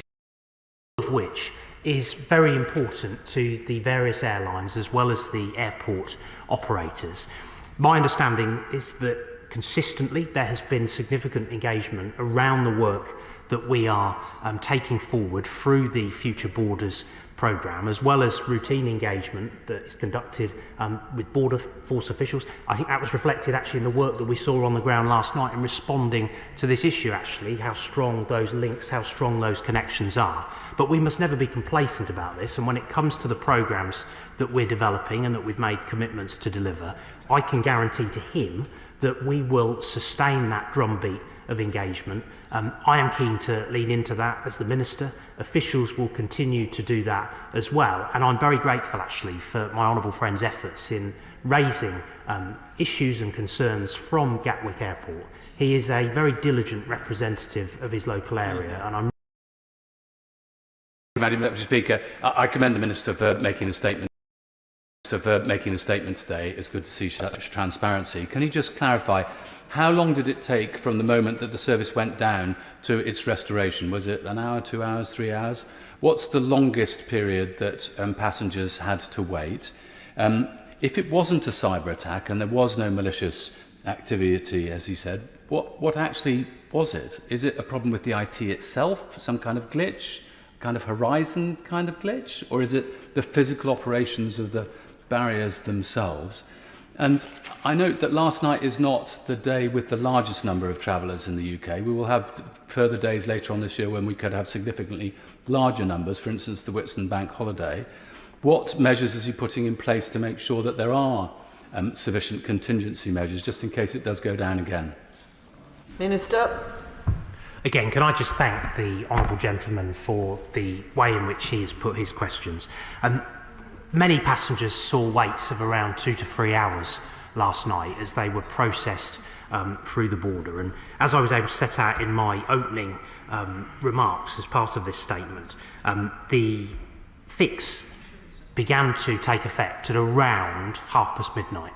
So there were several hours between the issue first becoming known about, the response to that kicking in around 6 minutes later, to then finally getting to the point with which that fix began to make a difference at around 12:30. He has asked about what more we can do on the contingency side. I think there will be learning that comes out of last night. We will take that on board. There will be opportunities for us to discuss that and to evaluate. As I've said consistently, I think it proved the response last night that actually mean that the integrity of the border was maintained. But I am sorry about the fact that passengers had a longer wait than any of us would want to see. And when it comes to what the specific technical issue is, what I'm not going to do is to preempt the work that is ongoing at pace within the department to get to the bottom of the specifics of that. But of course, we will respond to it, and any learning that is required that flows from that will happen. Michael Longy. Thank you, Madam Deputy Speaker. Can I say the British people are world renowned for their patience in queuing, and I'd like to thank the Minister for his statement and for his apology, especially for my own Dudley constituents. I think the part that my constituents would struggle with more is his position priority to make sure that our borders are 100%. Hundreds, if not 1,000 a day, landing on the beaches with no documentation whatsoever, are allowed to stay in this country, go on to commit crime, and several years later are still allowed to stay in this country. That's a very real frustration and an understanding that even I can't come to reconcile. Minister. I think my honourable friend will recognise that at our airports, as happened last night, people who are arriving in our country perfectly legally, going about their business, and the work that we are taking forward will only help to enhance the security of our border through initiatives such as the electronic travel authorisation scheme, which I think his constituents would welcome, and which is akin to that which you see in the United States presently and in countries like Australia as well. I can assure him and his constituents that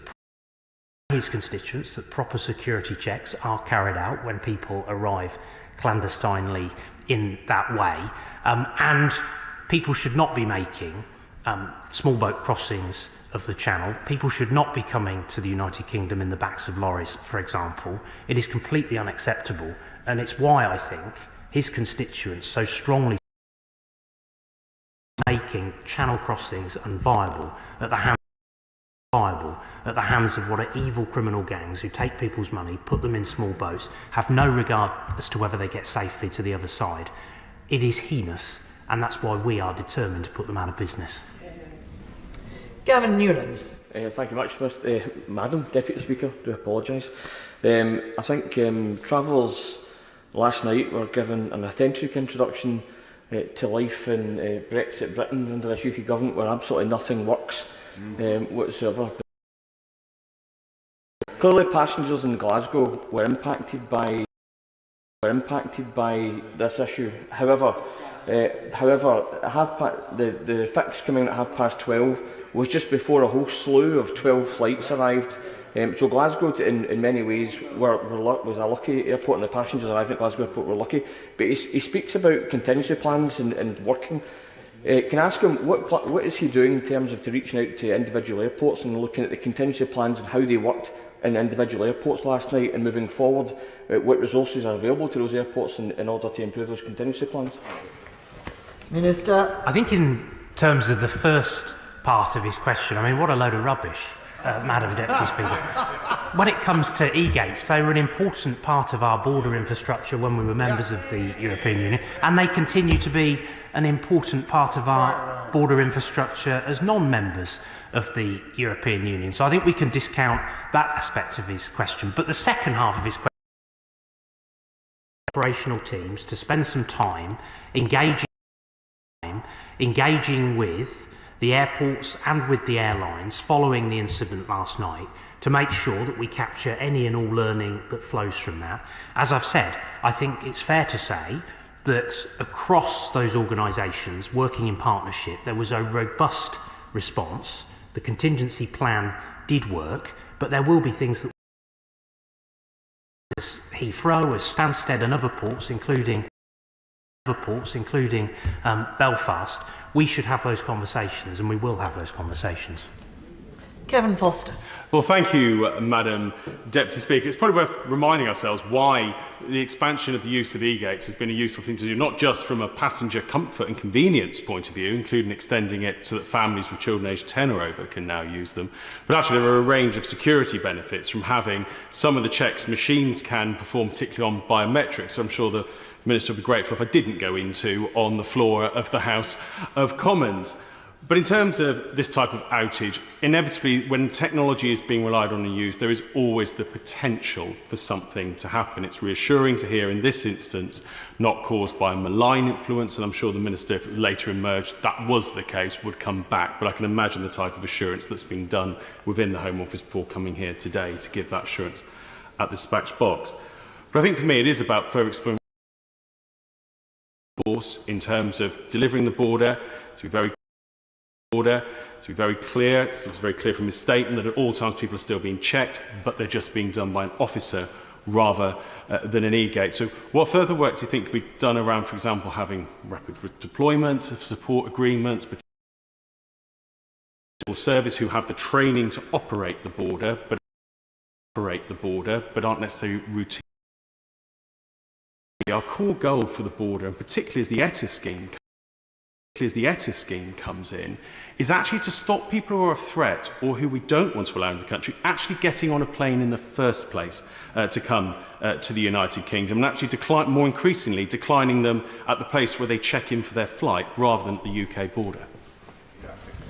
My honourable friend speaks with real authority on these issues, having been the architect of so much of the change that we are introducing at the border. He's right that when it comes to the opportunities of automation, those possibilities are enormous to improve the passenger experience, but also to have a greater understanding of many of those individuals who are travelling to our country, and to be able to prevent some of that travel in the first place, rather than responding to that at the border where risk is.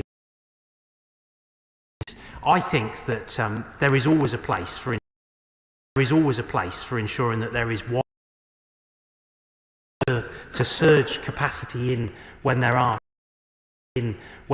challenges. That is something that we have done in responding to a number of different challenges over the years. And it is fair to say that last night there were members of Border Force staff who were perhaps not on the PCP ordinarily, but who were surged in order to be able to support the team that were working on the PCP to be able to help them to get people through the border as quickly as possible. But we should always look at, particularly where there are protracted issues affecting our ports, what we can do to provide additional support from other parts of the Home Office and perhaps even elsewhere.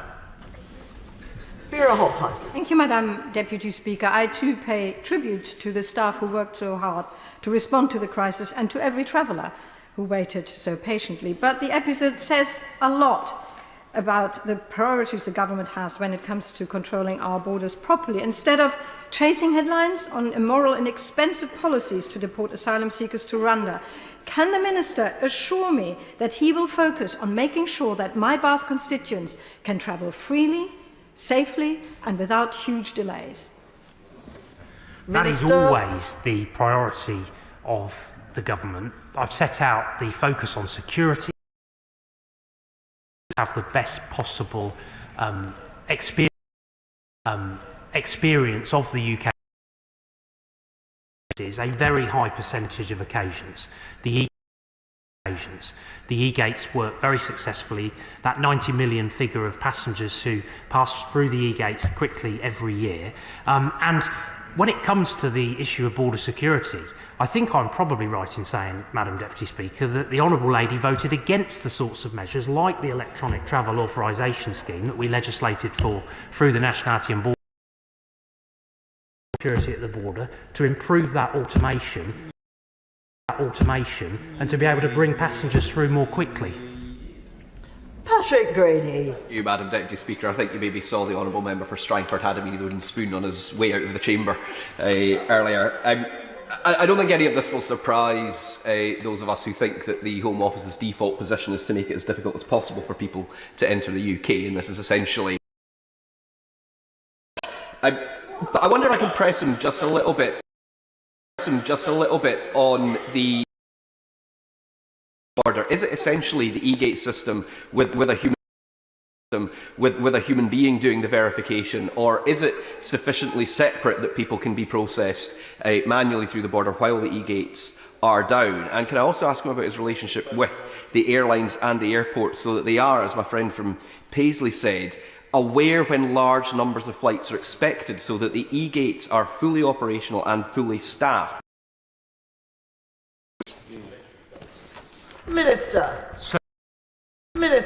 So I do rather wonder if the SNP reshuffle is on the mind of SNP colleagues here this afternoon in terms of what their prospects hold as part of that, because we've heard some rather bizarre angles in some of the questions. But on the more serious point that he has raised, when it comes to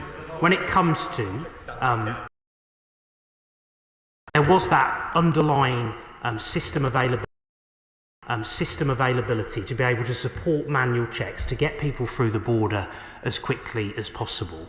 And we also, of course, work very closely with the airlines and with the airports to ensure that at peak times we maximise the staffing on the primary control to ensure that people are able to pass through having face-to-face interactions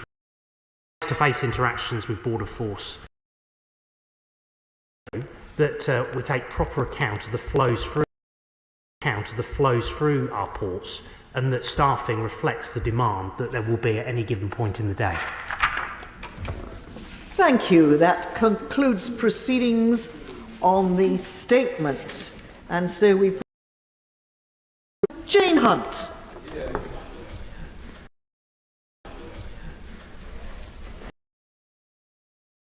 Bill. Second reading what day? Reading what day? Friday the 7th of June. Friday the 7th of June. Thank you. And now we come to the 10-minute rule motion. Sir Bill Wigan. Thank you, Madam Speaker. I beg to move that leave be given to bring in a bill to remove exemptions that require to a person who